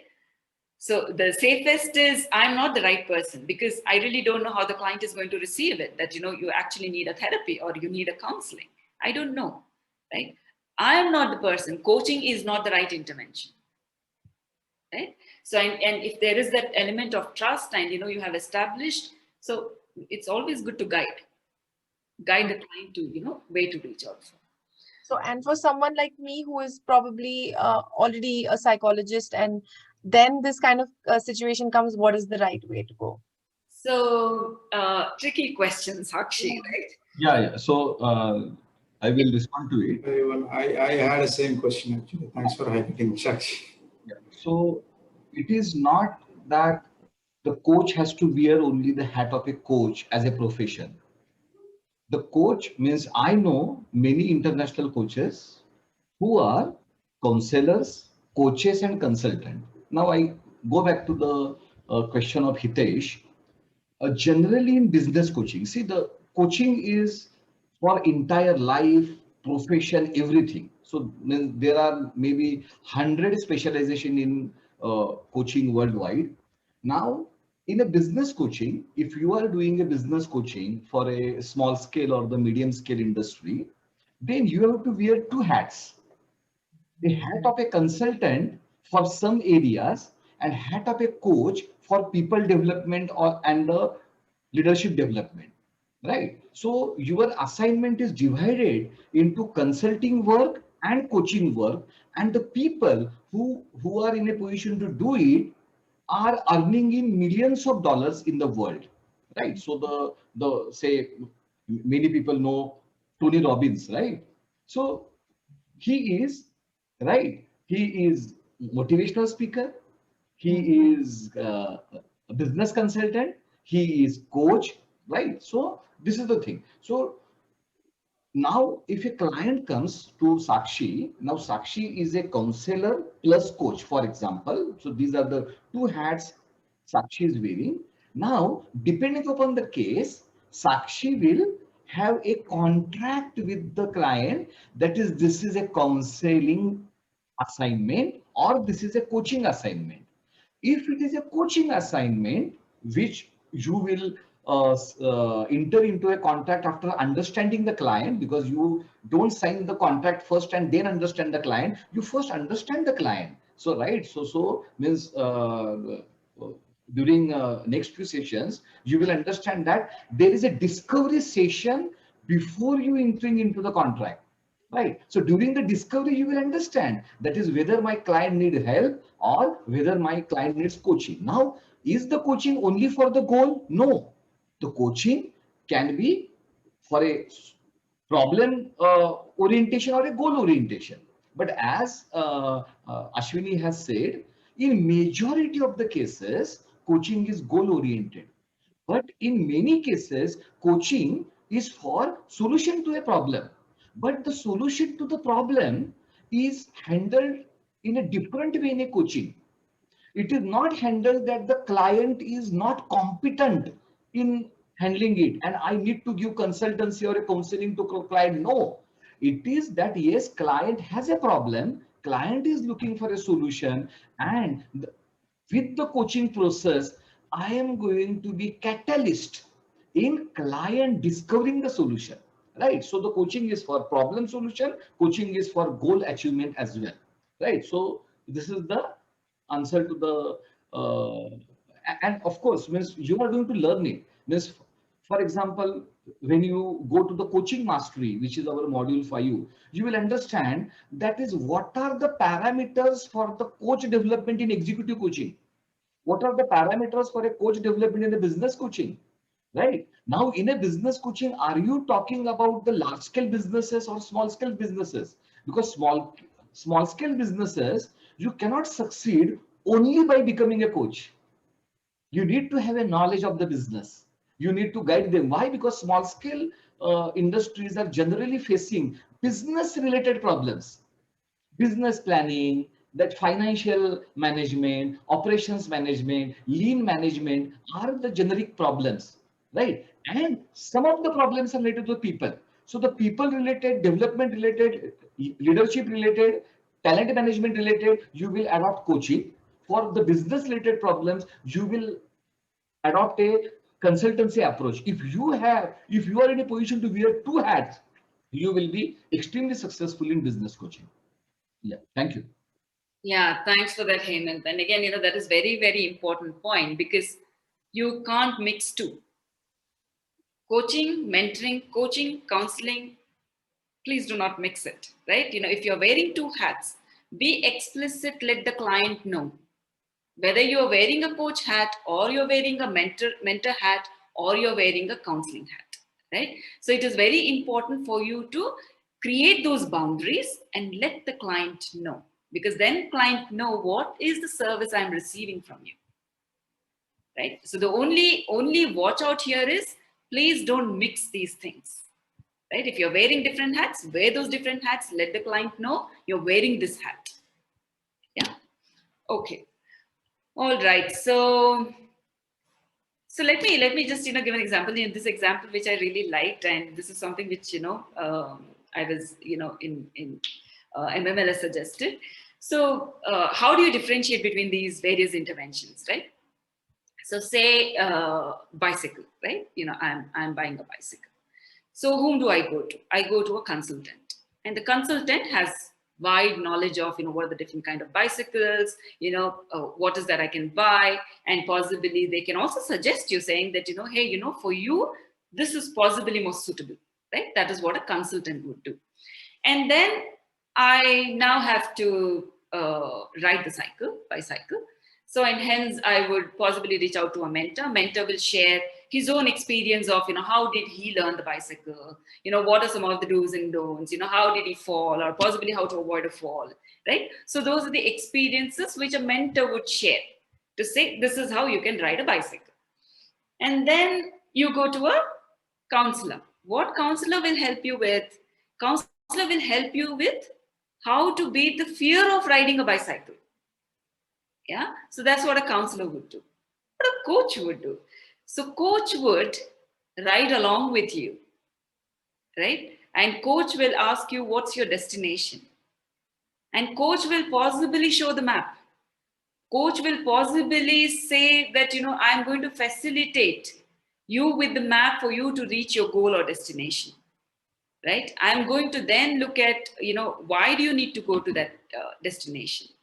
Right? So I will facilitate that clarity for you, right? I'll facilitate that clarity of, why you need to reach that destination and how would you reach that destination. All this facilitation I as a coach would do, right? So, I found this very nice example to differentiate all those four. I hope you resonate with that. Okay. All right. So that is about, so let me skip through the slides where we were. I'm sorry, I skipped that slide because, it didn't come up. Good that we covered.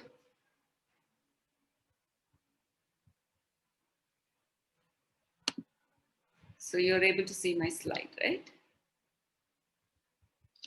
Okay. Give me a second.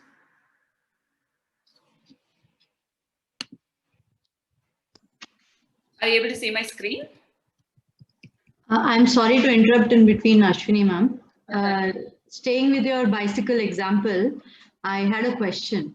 When you said coach rides with the client while he's trying to learn his cycle, but if he doesn't know how to ride a cycle, how can the coach help? Showing a map, talking about the destination may not help the client to actually learn. So how will he exactly help? Absolutely. When somebody says, I don't know to ride the bicycle, so the need for you is a mentor. So you will learn to ride the bicycle. So we redirect them to a mentor or a trainer or a teacher. If the need is training, then it is the training. So, you will direct them towards the training. Thank you. Hey, I have one question, Ashwini, on this, on do's of coaching. Yeah. So, where it says build trust and rapport, okay? Now, I have believed in a couple of very simple principles in life.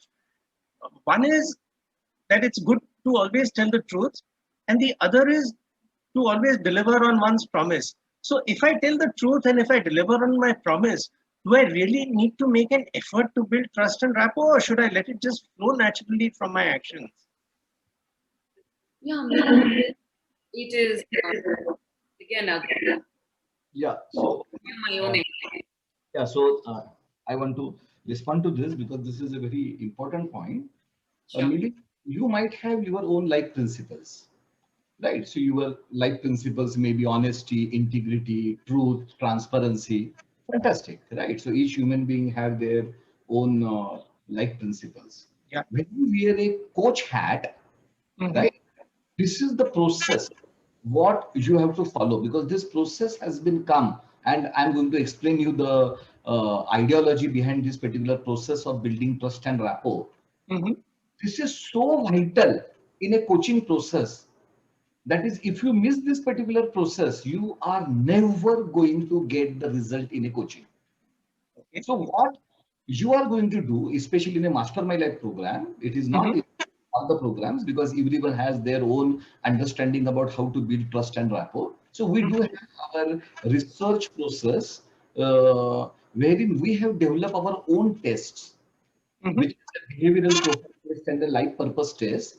So these tests are going to give you insights into coaches or clients' psych, behavioral pattern, dreams, aspirations.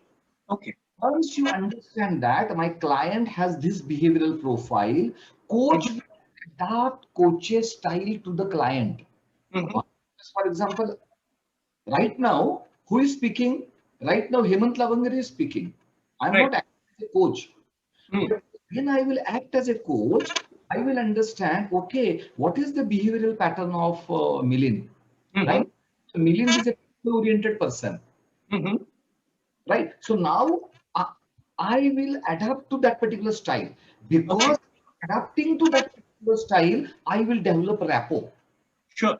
Right. Means, for example, you are people-oriented and I am excessively task-oriented. So my language will not be understood by you because you are thinking about the people relationship and I am only talking about the goal task. Right. So I am just a hypothetical example. So for that, the rapport, how can a rapport is built? So that is what you are going to learn in this particular program through emotional intelligence and through psychology, right? And behavioral intelligence. Okay. Like Ashwini has already stated well, that is, the person has to be free with you and share their secrets, inhibitions, vulnerability, dreams, which are maybe grander than life, or any problems they are facing, any fears they are having. That person only share with you, provided that person trusts you. So how to build that particular trust is a process what you are going to learn in this particular program.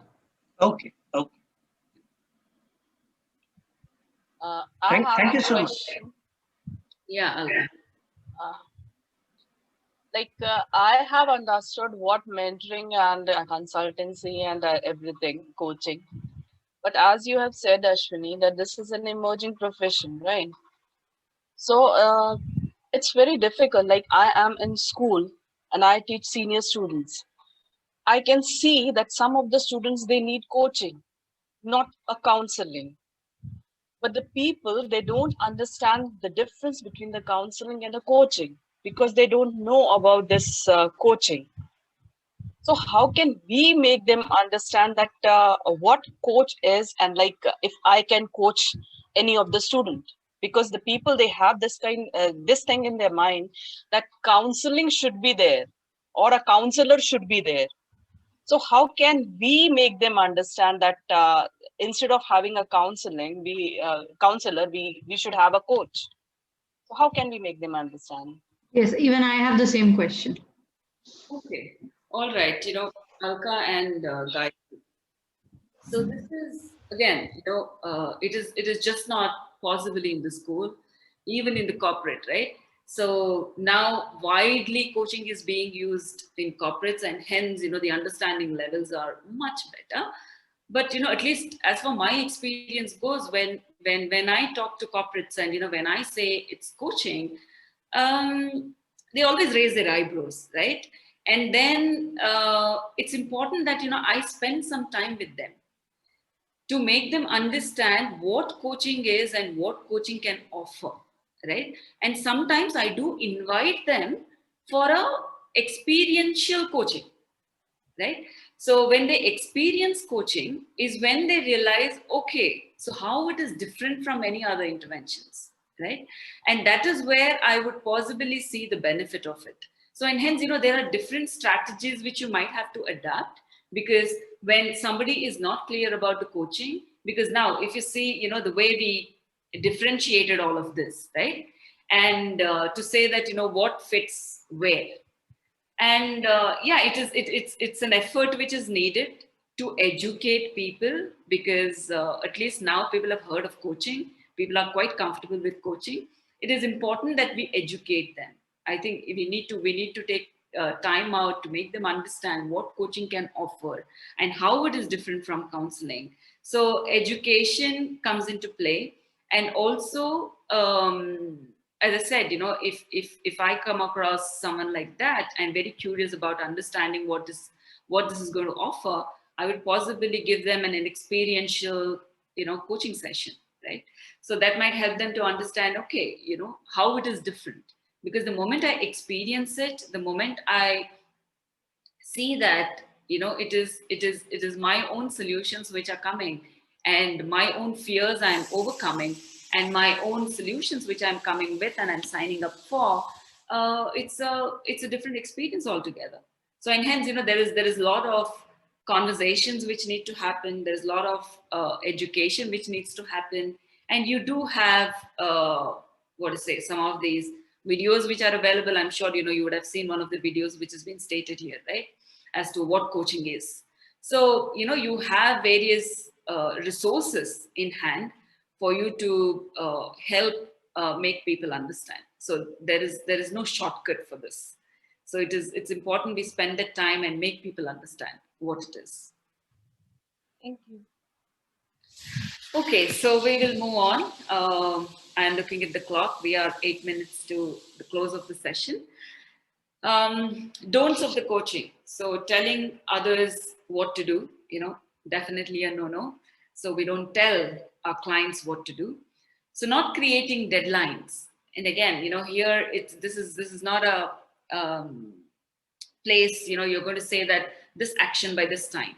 So this is again, you're partnering with the client to come up with a plan, where the client is accountable himself or herself, right? Ashwini ma'am, sorry I'm interrupting in between. Shivani here. Ma'am, the slide is not coming up. It's a do slide as is there right now. Let me reshare that again.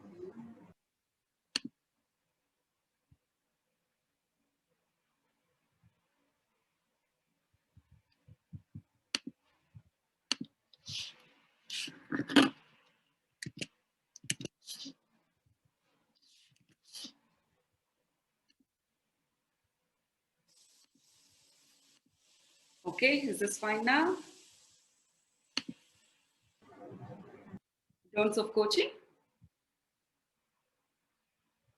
Someone can give me a thumbs up. Can you see?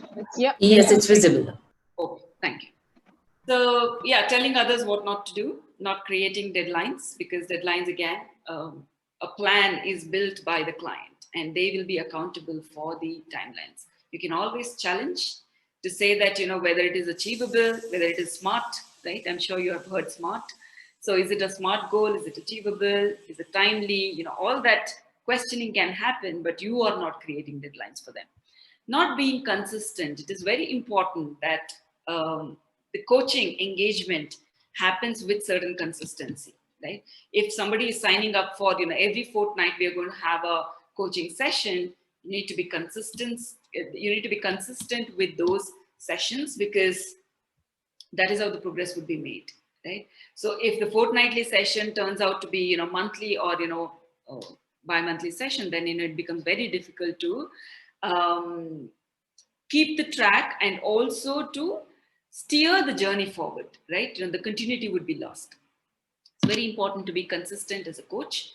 Being lackluster, as a coach, you would bring in energy into the coaching conversations, and you would facilitate and partner with the client and match the, client's energy. And again, if you see the client's energy is down, you're going to show the mirror and then help the client to be in a better energy state, right? So, and hence it is very important for the coach to bring in that energy, to bring in that enthusiasm into the coaching conversations. So these are some of the do's and don'ts of the coaching.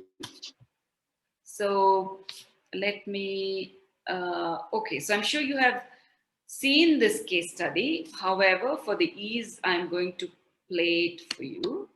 And then let us talk about what are your observations.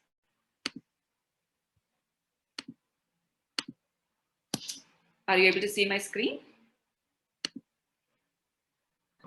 Yes, we can.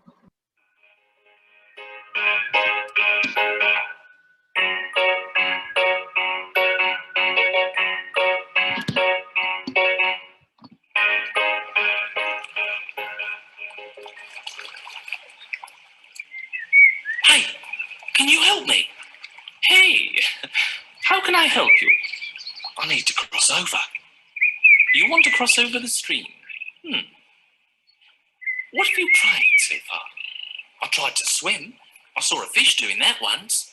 You tried being a fish? What else? I tried to jump high. I saw a bird flying over the stream. You tried being a bird? What else? I saw a beaver once building a dike and thought that might work. You tried being a beaver? Would you mind getting into the stream? What can you see? I don't know. Water? And my reflection. Excellent. And what do you see in that reflection? Is that a fish? No, it isn't. Is it a bird? No. Is it a beaver? It's not a beaver. So what is it? It's a fox. So you're a fox trying to act like others. The others do easily what I want to do. So a fox can't do it. No, there must be a way. Can you see a solution here? Indeed I can. Then tell me. Be a fox, my friend. I am a fox. Then act like one. What would a fox do? I don't know. Foxes don't have a skill for crossing over streams. And what are your skills? Foxes are smart, observe and adapt. Great. So, now, show me how you apply them. Wait, look! The stream is decreasing. So what? If I wait 2 hours,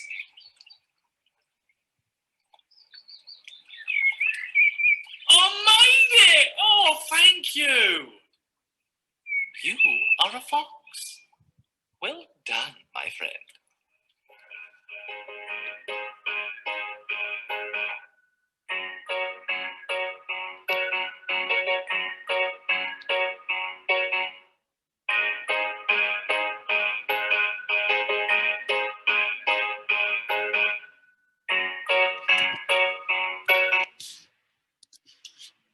Okay, so you saw the video. Thoughts?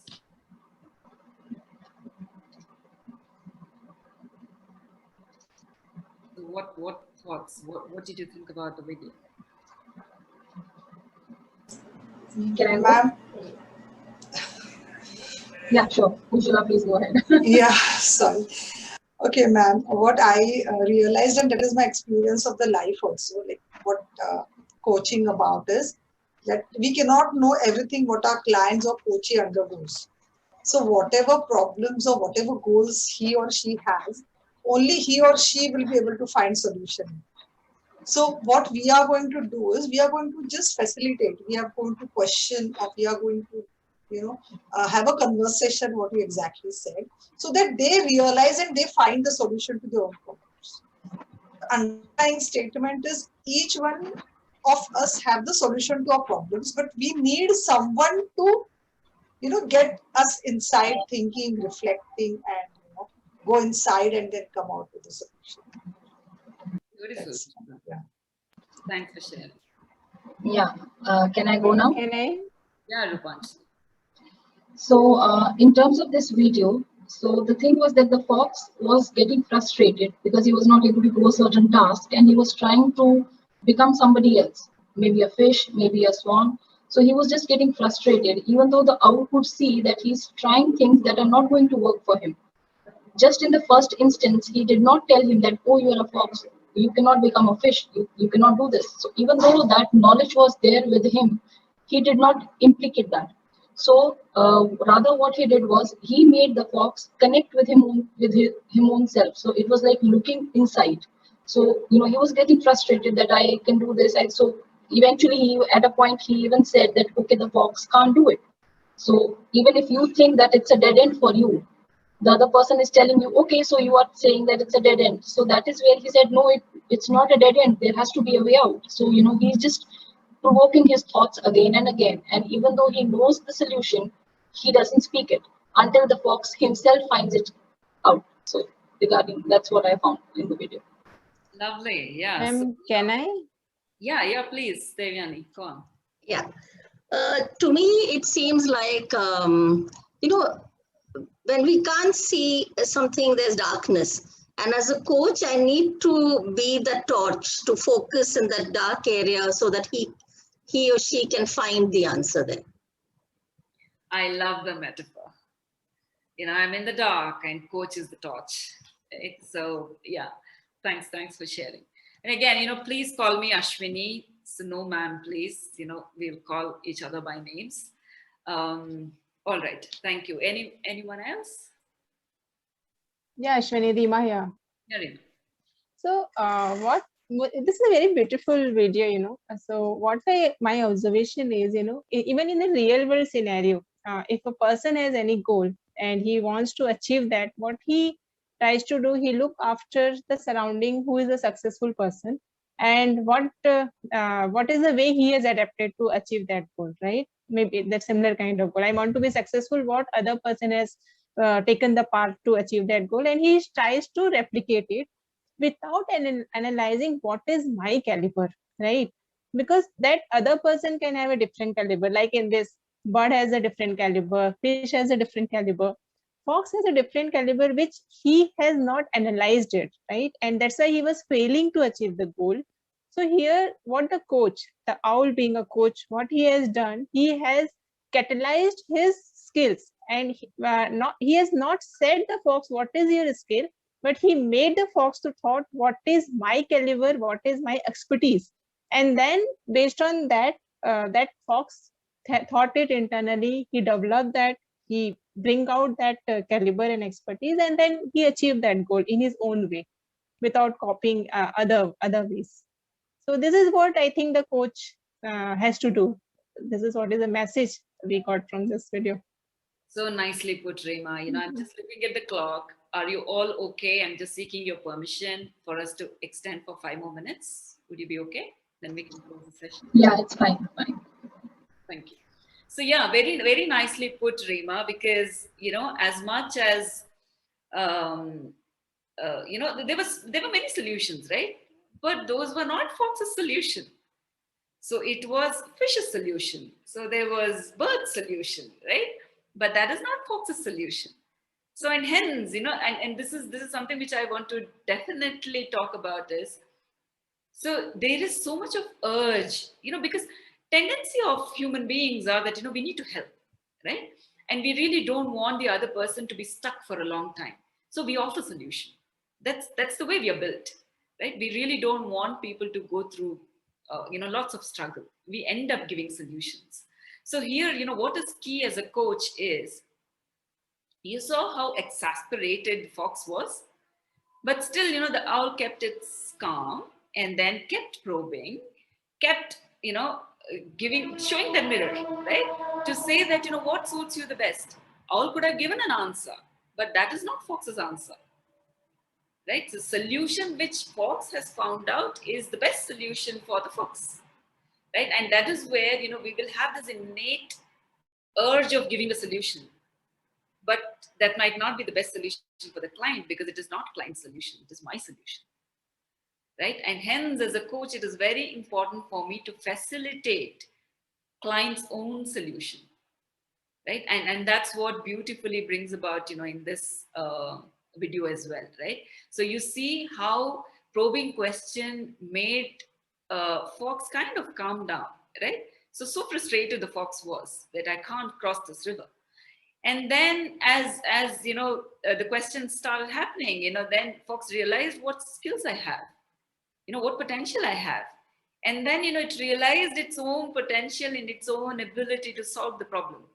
And it was able to, right? So any other thoughts? Anyone else? So anyone who has not spoken so far. So do you want to share something? I saw Shilpi dropping a message here. Yes, you're right when you say that everyone has unique solution to their problem, which is very true, right? The solution which I come up with is what I resonate closely with. Anyone else who want to? Yeah, Balraj.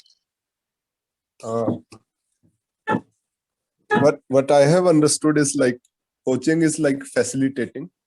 It's like we have children at our home and we just facilitate them knowing their skills, or we try to bring out of them, and then they do what they wish to do, but we as a parents are just facilitated. So I believe in similar way, like to coaches, we are just facilitated to them. However, I have one question also. Yeah. Yes, continue please. Yeah. Okay, the question is like, I agree what you said, and really I believe this mostly happen in child parents relationship. We act as a facilitator, that is my belief. However, when people come to us, I have seen like, or it is my feeling, most of people, they come to in search of solution.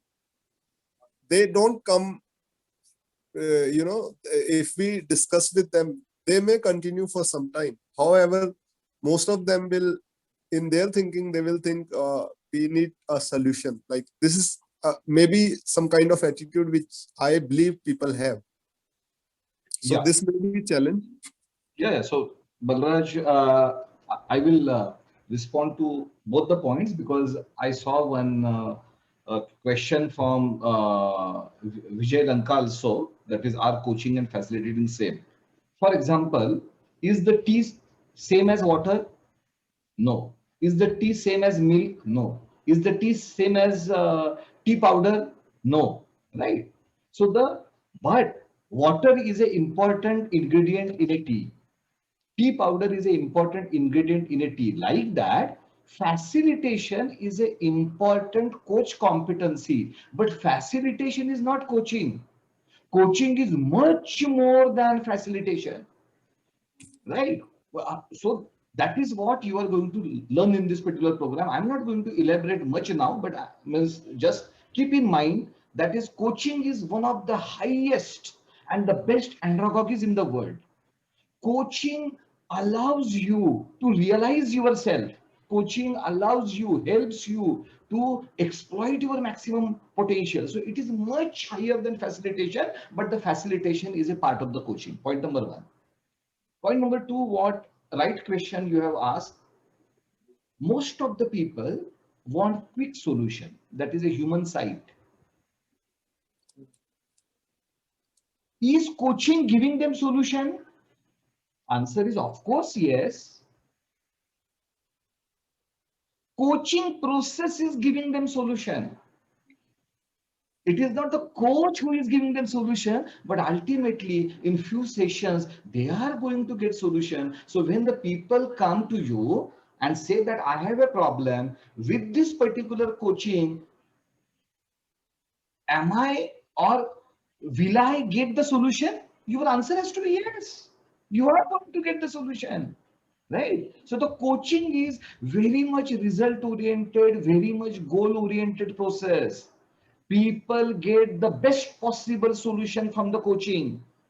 People can maximize their potential and achieve their goals in a best possible way with the coaching. And that is what you are going to learn in module 1. What is the process you are going to adopt? Once you are clear in the process, then you yourself can articulate to the client that is how coaching process and coach being the major part of the coaching process, how the coaching process is going to help you in getting the solution. Not only the solution, the best solution. So you are going to learn it. Yeah. Thank you. Yeah, thanks for that, Hemant. So, and again, you might have lots of questions. You might be very curious to understand everything in the first session, right? It's a journey. But let's take it slow, right? You will get there. You will completely understand the nuances of, what coaching is and how do I build that skill. You'll build that muscle. In this course, you'll build that muscle. When you are out of this program, you'll be out there standing and confident saying that, I'm the coach here, I'm ready, right? So, and hence, don't really worry, right? Have these questions, be curious. It's very important. That is what enables you to be curious and, learn more and more. But this journey is all about that, right? You might not get answers in one session, right? There are multiple sessions and you will traverse the journey. You'll get there. All right, thanks for your extended time. So we are good with the session today, and so you just have to, before you log off, just in a one word, just describe how the session was for you, and then have a good night and take care of yourself.